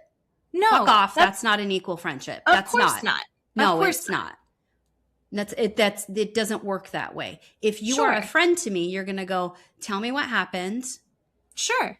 And I'm going to tell you what happened. And then I'm either going to say, I need your opinion. I need your advice. I need you to just listen to me. Sure. I'm not going to have you go, I don't like how you just told me that. You told me that very aggressively.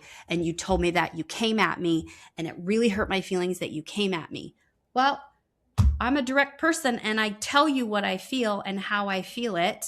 And I'm sorry, if you don't like it, then don't ask me that question. And I guess we can't be in a friendship.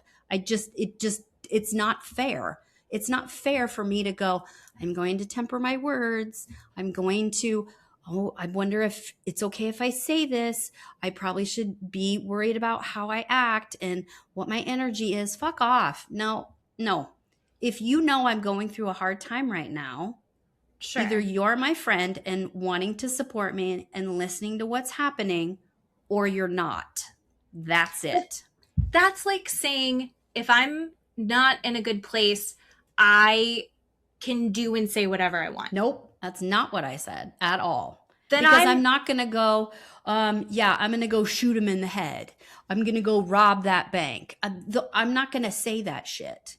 I'm going to tell you what's going on, because if you're a friend, you're going to ask me what's going on.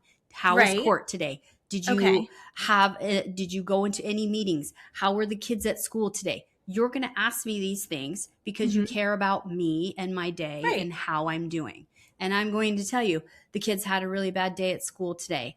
Or I had a really tense meeting with my lawyer that I walked away crying because they told me things that I didn't know, and I'm upset about it. Whatever the situation is. And then you're going to look at me and go, do you want my opinion on maybe next time when you see your attorney? Do you want my opinion on what she told you?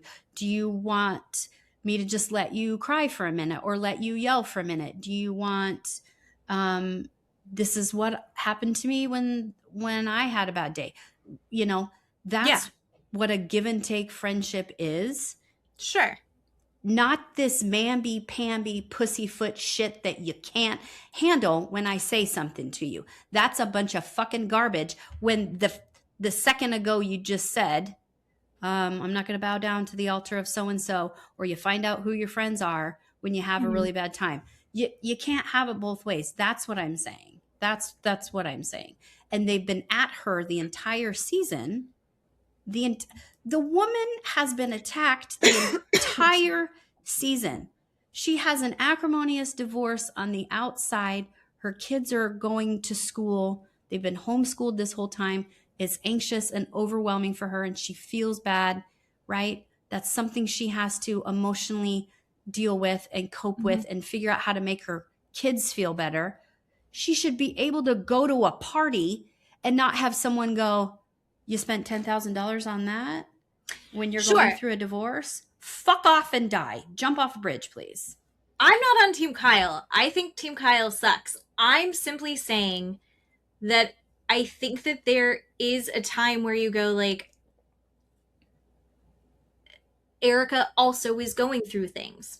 So when she's getting lumped in with Kyle and she's just trying to say like, I'm here for you, here's what we're seeing. And then unfortunately, Dorit comes in hot and is like, they're not going to be able to come together. I think we're kind of agreeing with each other. No, I agree that they're not going to come together. No, you're right. And I agree they should all take a break. Yeah. I just think that Erika also has some standing to be like, Erika also needs a friend. And there's a certain part where it's like, you're making me the enemy and I'm not trying to be the enemy. But then Erika, the second that you say you're the enemy, she's like, I'll be the fucking enemy, because she's ready to fight. They don't also give Dorit the time to be a friend to Erika and call her and say, I saw this on TMZ or I saw this on the Daily Mail, because anytime they have an interaction with Dorit, it's their name calling or telling her how much money she's spending or what she's doing wrong. I wouldn't call you and be like, oh, I saw this on TMZ. I'm going to be here for you as a friend, when every interaction I have with you is you're judging me and telling me I'm doing something wrong. That's not going to fucking happen.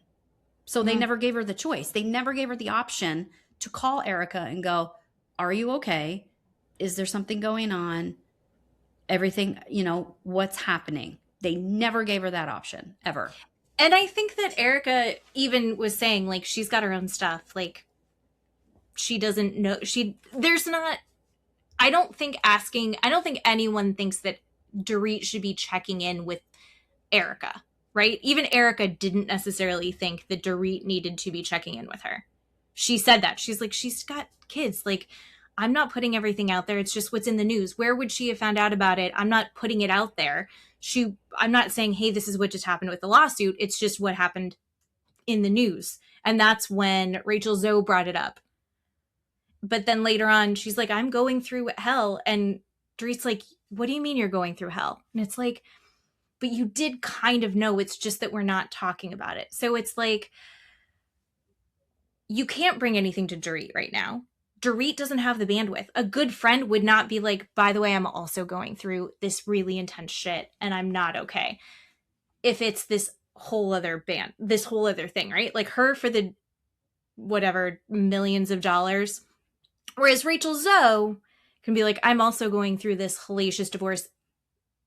They're more in sync with each other. It makes sense that they can sit there and commiserate because there's not a lot that Erika can commiserate with Dorit right now. They're in totally different zones of like crisis.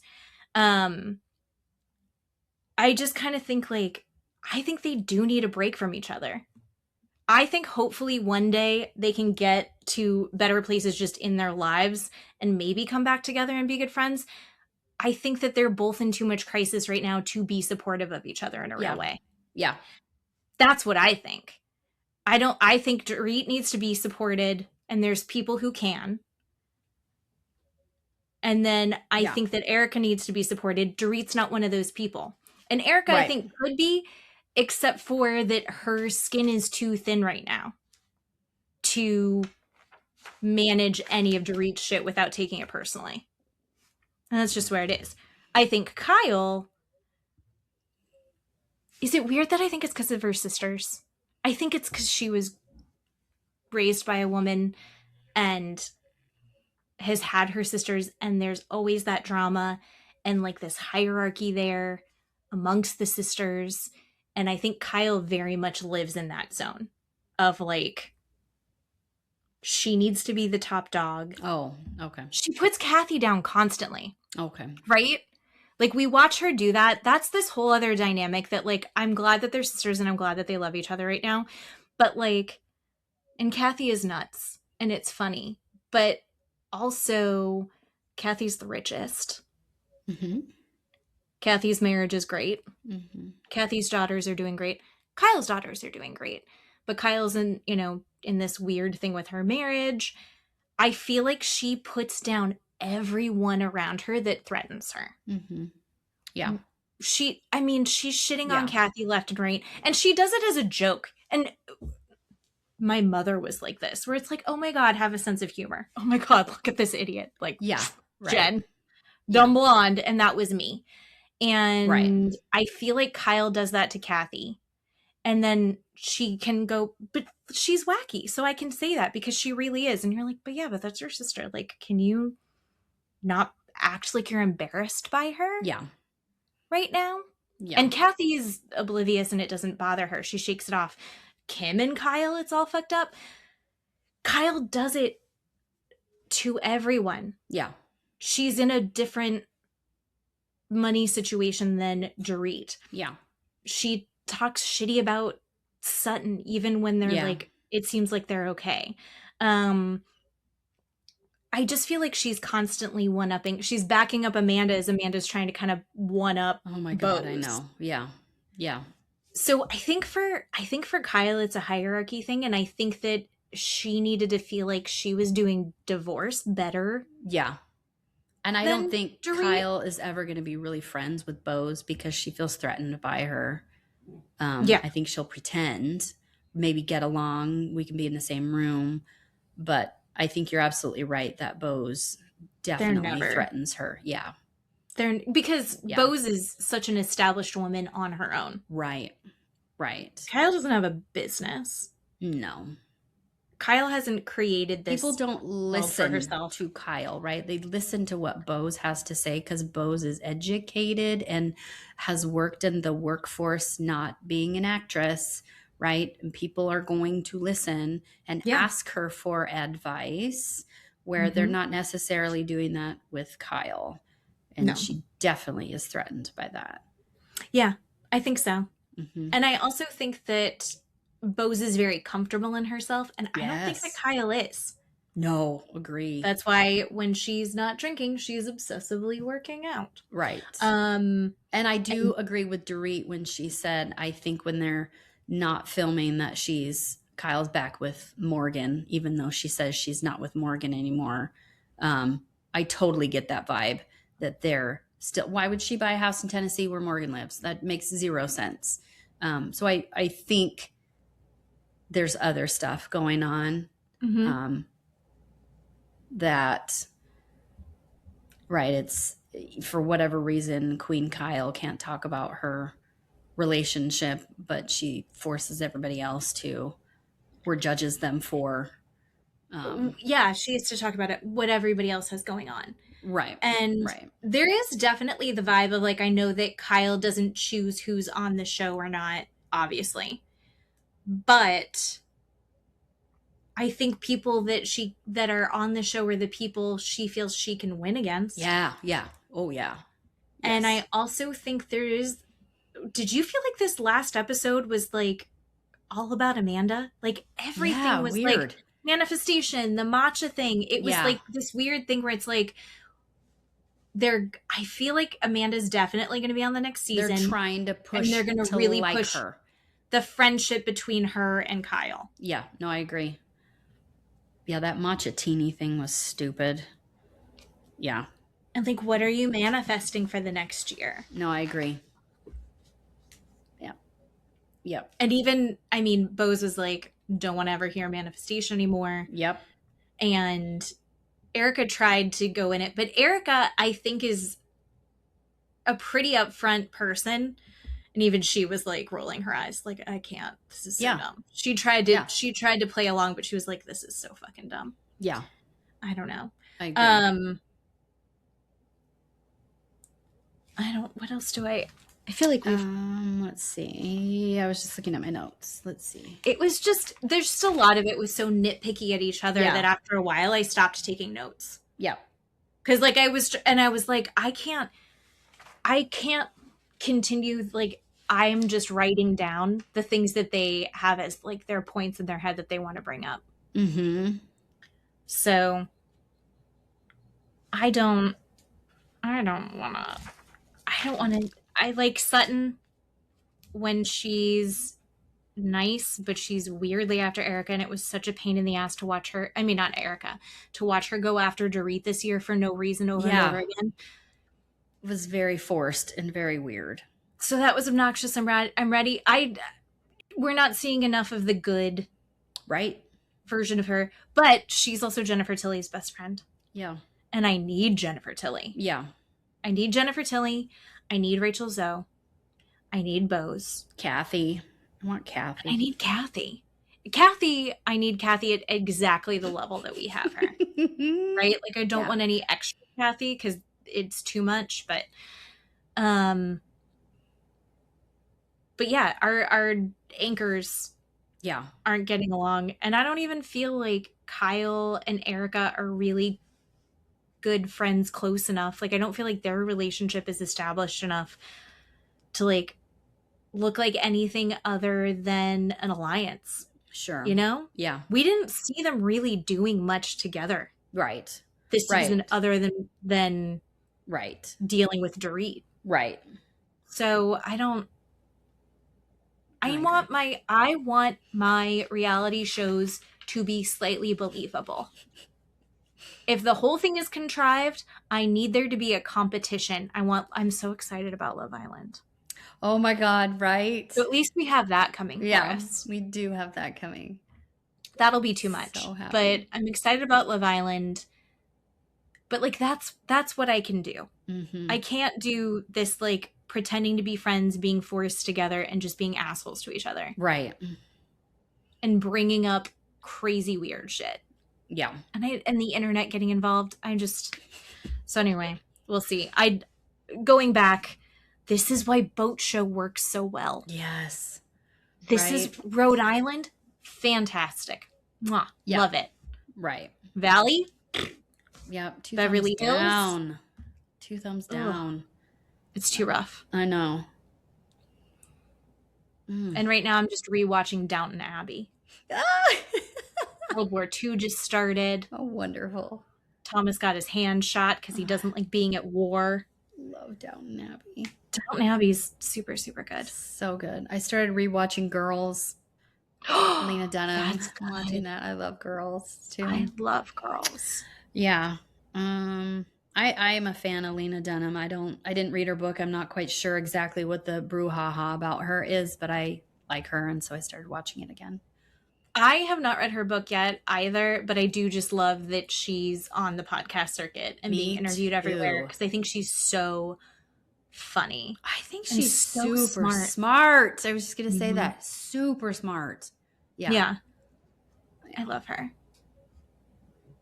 I think she's like, I'm not saying that I'm the voice of my generation. I'm a voice of a generation. Yes. Oh, she's so good. Yes. So good. Oh, I want to see Caleb interview her. Oh my God, that would be amazing. That would be really good. I love that. That would be fun. Okay. Do we have anything else? I did watch right before we started recording, Miss Corey Richens from Utah get sentenced today. She's the one that killed her husband with fentanyl and then wrote the grief book about it. Oh, okay. Tell me more about this because I kind of know this, but I don't totally know this. Yeah, we talked about it a while ago. She had her jury trial live. Let's see, we are May, so I want to say February, March-ish. Yes. For kids, right? It was like a kid's book? Yeah, she wrote a kid's book afterwards. So it took them roughly 4 years to put 2 and 2 together that she killed him with fentanyl poisoning. And then during her trial, all these things came out where she was stealing. She's real estate, stealing. She stole money from her best friend, like her entire savings. Said she would buy a property and put the property in her own name, not her friend's name. Then her friend would just pay her because her friend was going through this divorce. Her friend would just pay her this mortgage every month and stole hundreds and hundreds of thousands of dollars from this woman and just spent it. And this woman is literally destitute with her children, young children, sleeping in her car because she has no house, no money, no nothing. All these things came out. I mean, she researched, basically how to kill someone with fentanyl poisoning. She had a couple of boyfriends on the side. And I'm trying to think and then she wrote that book. And it was pretty fascinating, her jury trial. She's very animated in her face. I don't believe she testified.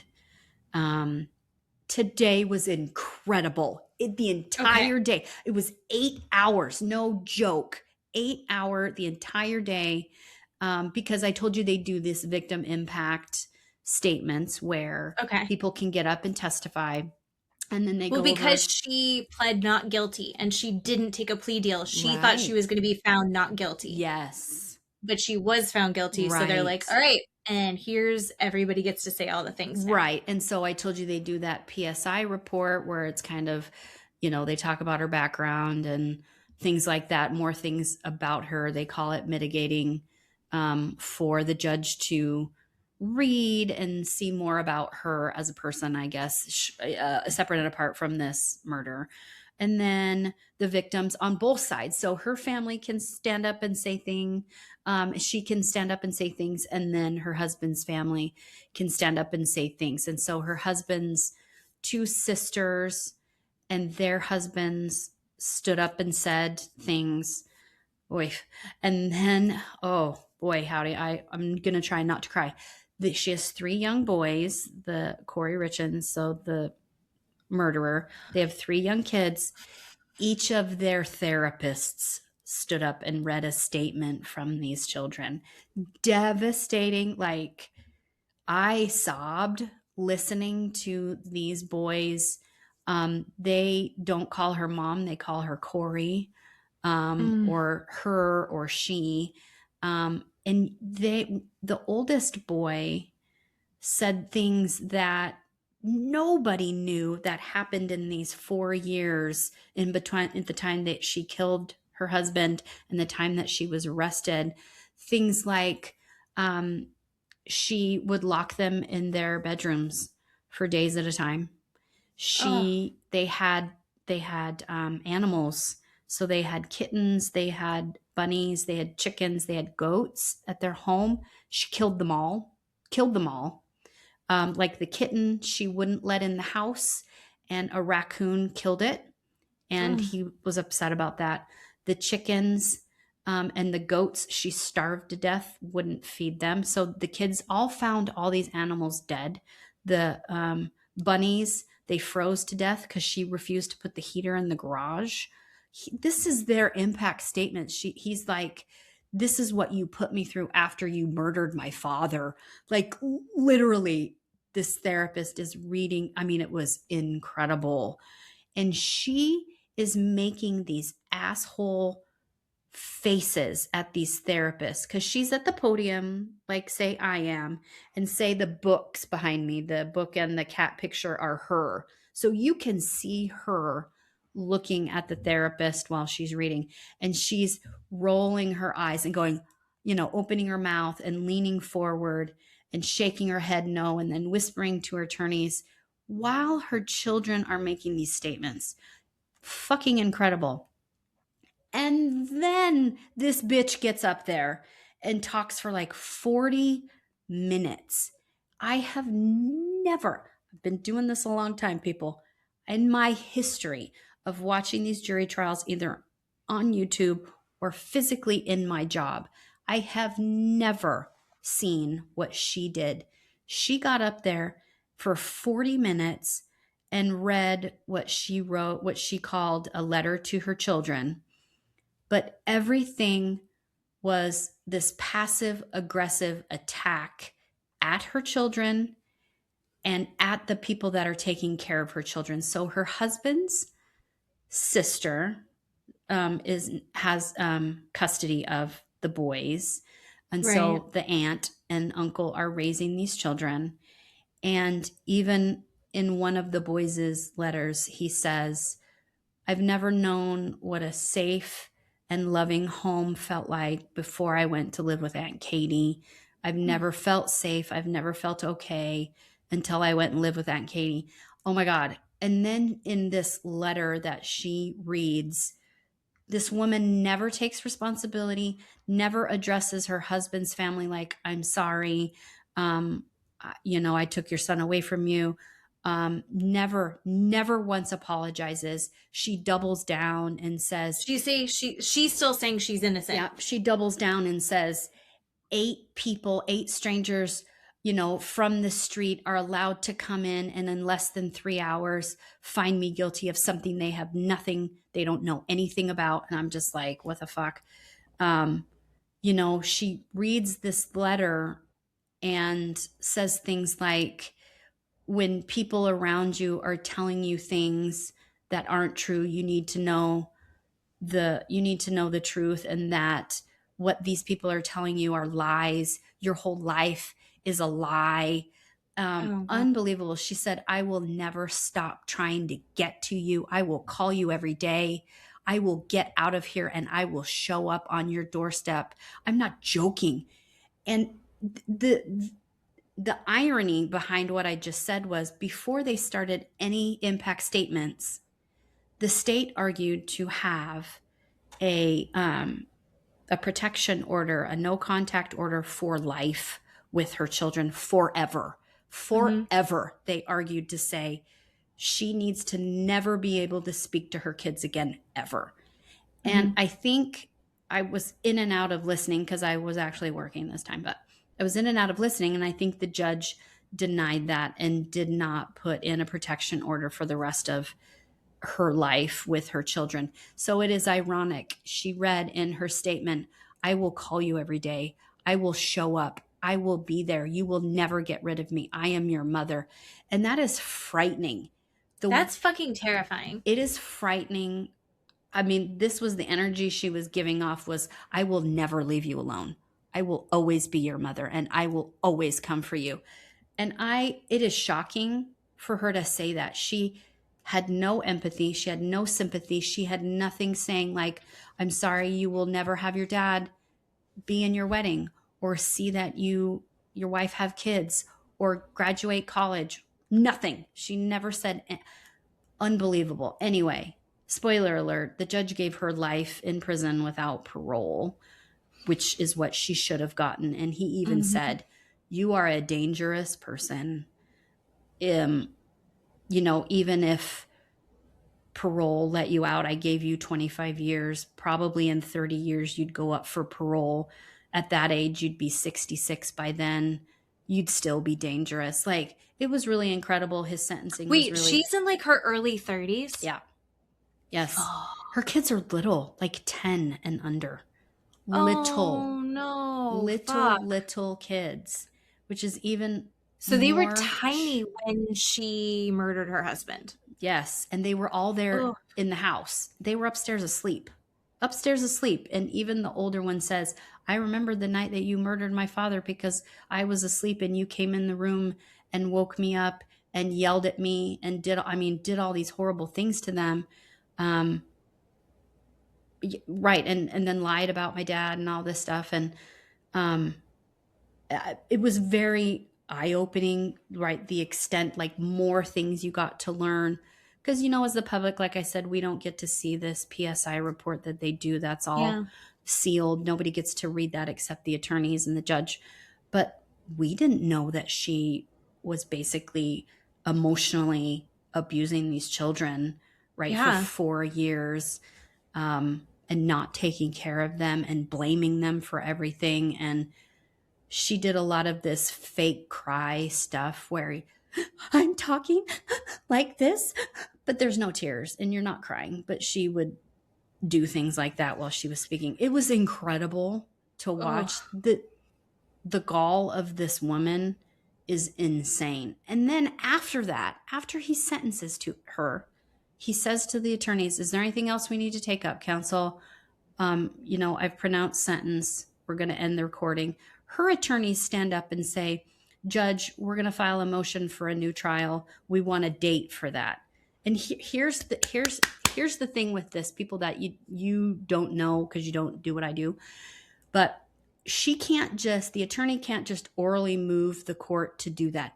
You are not allowed, even granted a new trial, unless you can prove that there's new evidence that you didn't know during the first trial, or that there is evidence that was not presented, right, that needs to be presented, that's in your client's favor. Usually that stuff doesn't happen for months down the road because, like I said, they find this new evidence or they go over the evidence that was allowed to be presented in front of the jury and say, hey, this wasn't allowed. We want a new trial because of this. They have to show that judge that. But she just orally stood up and said, we want a new date. And he goes, no, put in your paperwork for that, because he knows there's a way of doing these things. And I was just flabbergasted that they did that. Unbelievable. They're like, we're going to appeal this anyway. We want a new trial date. He's like, no. This isn't the same lady, but it reminds me of, and I'm familiar with it more because of the fact that, one, I know that we've talked about it, and two, there's a lady that does reenactments of it that are really funny on TikTok. The lady that was like, she was her own lawyer, and she had like blonde hair, and I want to say it was in like Colorado or Utah or something, but she was like really snippy with you told me about it, and she was really snippy with the judge. Okay. And the judge is like, okay, this is how this works. You can't do it that way. And then I think she had killed her husband, and then she also kept talking to his like new girlfriend or new wife and had her on the stand, and then was asking her questions that had nothing to do with the case. But it sounds like that. I vaguely remember that. Yeah. I can't remember who it is. I can't remember what her name is. But I vaguely remember having this discussion about her. But this woman there's something wrong with her. I mean, yes, she killed her husband. Yeah, that on its face, there's something wrong with her. I feel like this is happening over and over and over again. And I don't know if it's a new thing or it's 100% just that I understand that it's happening more and more and it's more accessible. Sure. But these people, because it's happening with men too. Yeah. Where like we're seeing these cases where they plead not guilty, so it's going to trial, and they are so confident, but they are also very clearly guilty. Yes. And they think that everyone's an idiot. Yes. And they're also like, but the rules don't apply to me in this. Right. We're going to do it my way. And you're like, that's literally the opposite of how any of this is going to work. Yeah. If you see any of this on your 30-minute feed for your TikTok, let me know. But it's incredible. People are going to have lots of feelings about how she acted all day long. Say her name again. Kouri Richins. It's Kouri-Richins. Kouri Richins. Got it. Yeah. And today her hair was down. I haven't seen her before. Yeah, her hair was down today, and she was. They're showing stills of her face. What an asshole! And she wore lime green. Yeah, yeah. Who wears lime green to a sentencing? Oh, it's because that's her jail outfit. Yeah. Never mind. It's her iDog outfit. Oh, sorry, Utah Department of. Yeah. Anyway, but yeah, incredible. Some of the pictures, she looks like Gabby from the Bachelorette / Traders fame last season. Oh, yeah. Mm-hmm. It looks like she kind of looks like Gabby's wife. Oh, yeah. Yeah. You have to watch a clip or two and see it's incredible. People are going to have feelings about what she said. I've never seen a defendant stand up, even the ones that say, I didn't do this. Like even that Alex Murdaugh, the guy that shot his wife and his son in South Carolina, the lawyer. Anyway, that guy, even when he was sentenced, stood up and sobbed and said, I'm so sorry this is happening, but I swear to God, I didn't do anything. Like he had I think he's a murderer. He totally did it, but he wasn't so like full of himself and not totally emotionless, very hard, very mean, incredible. I've never seen anybody read their letter like that. Everyone's a different person, right? We're all different people.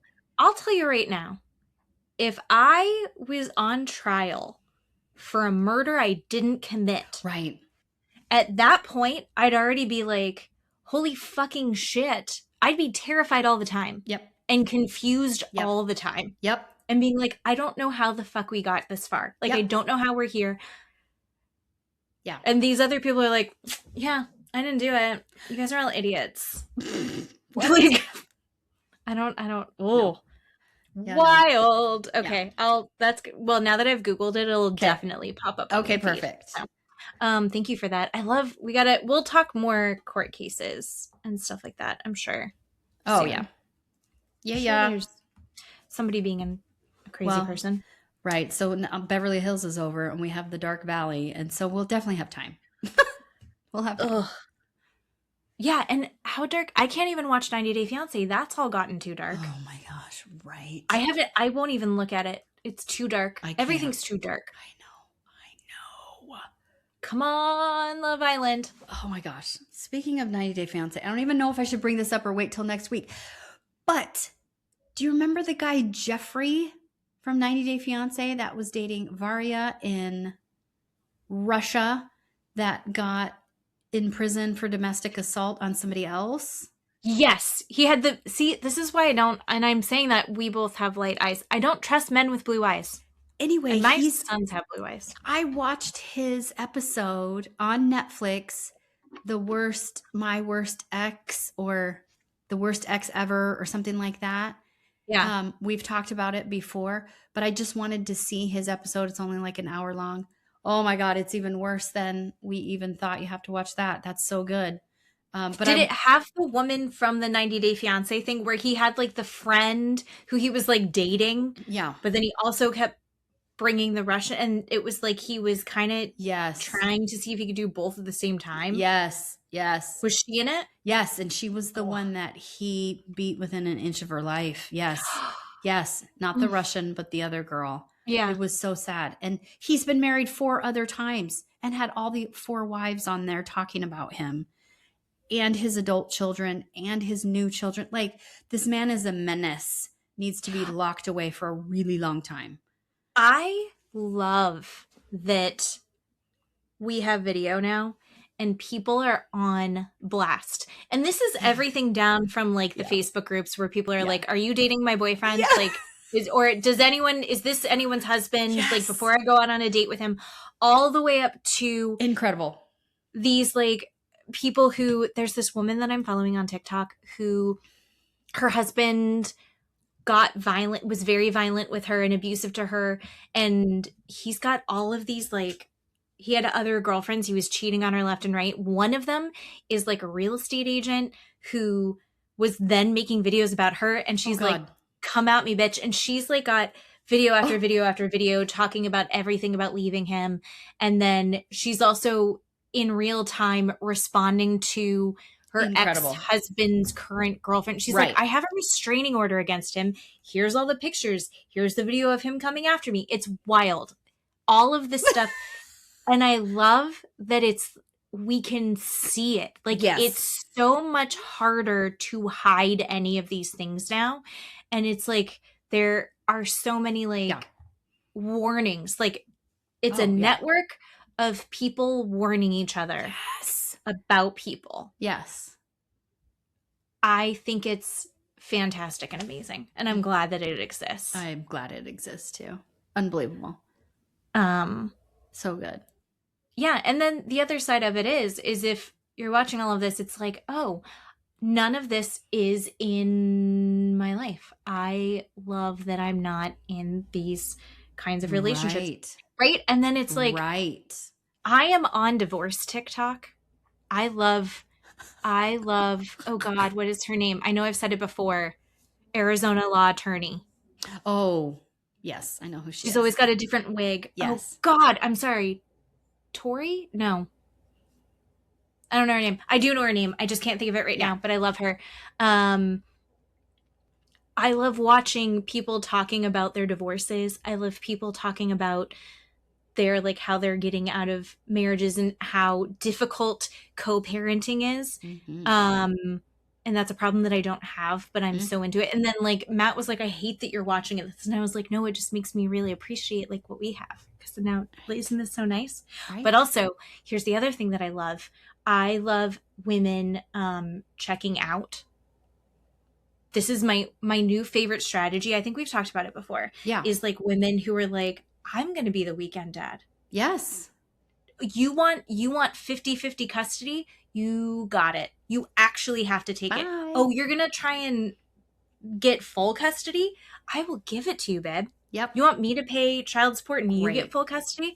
You got it. Yep. Turning all of that on its head.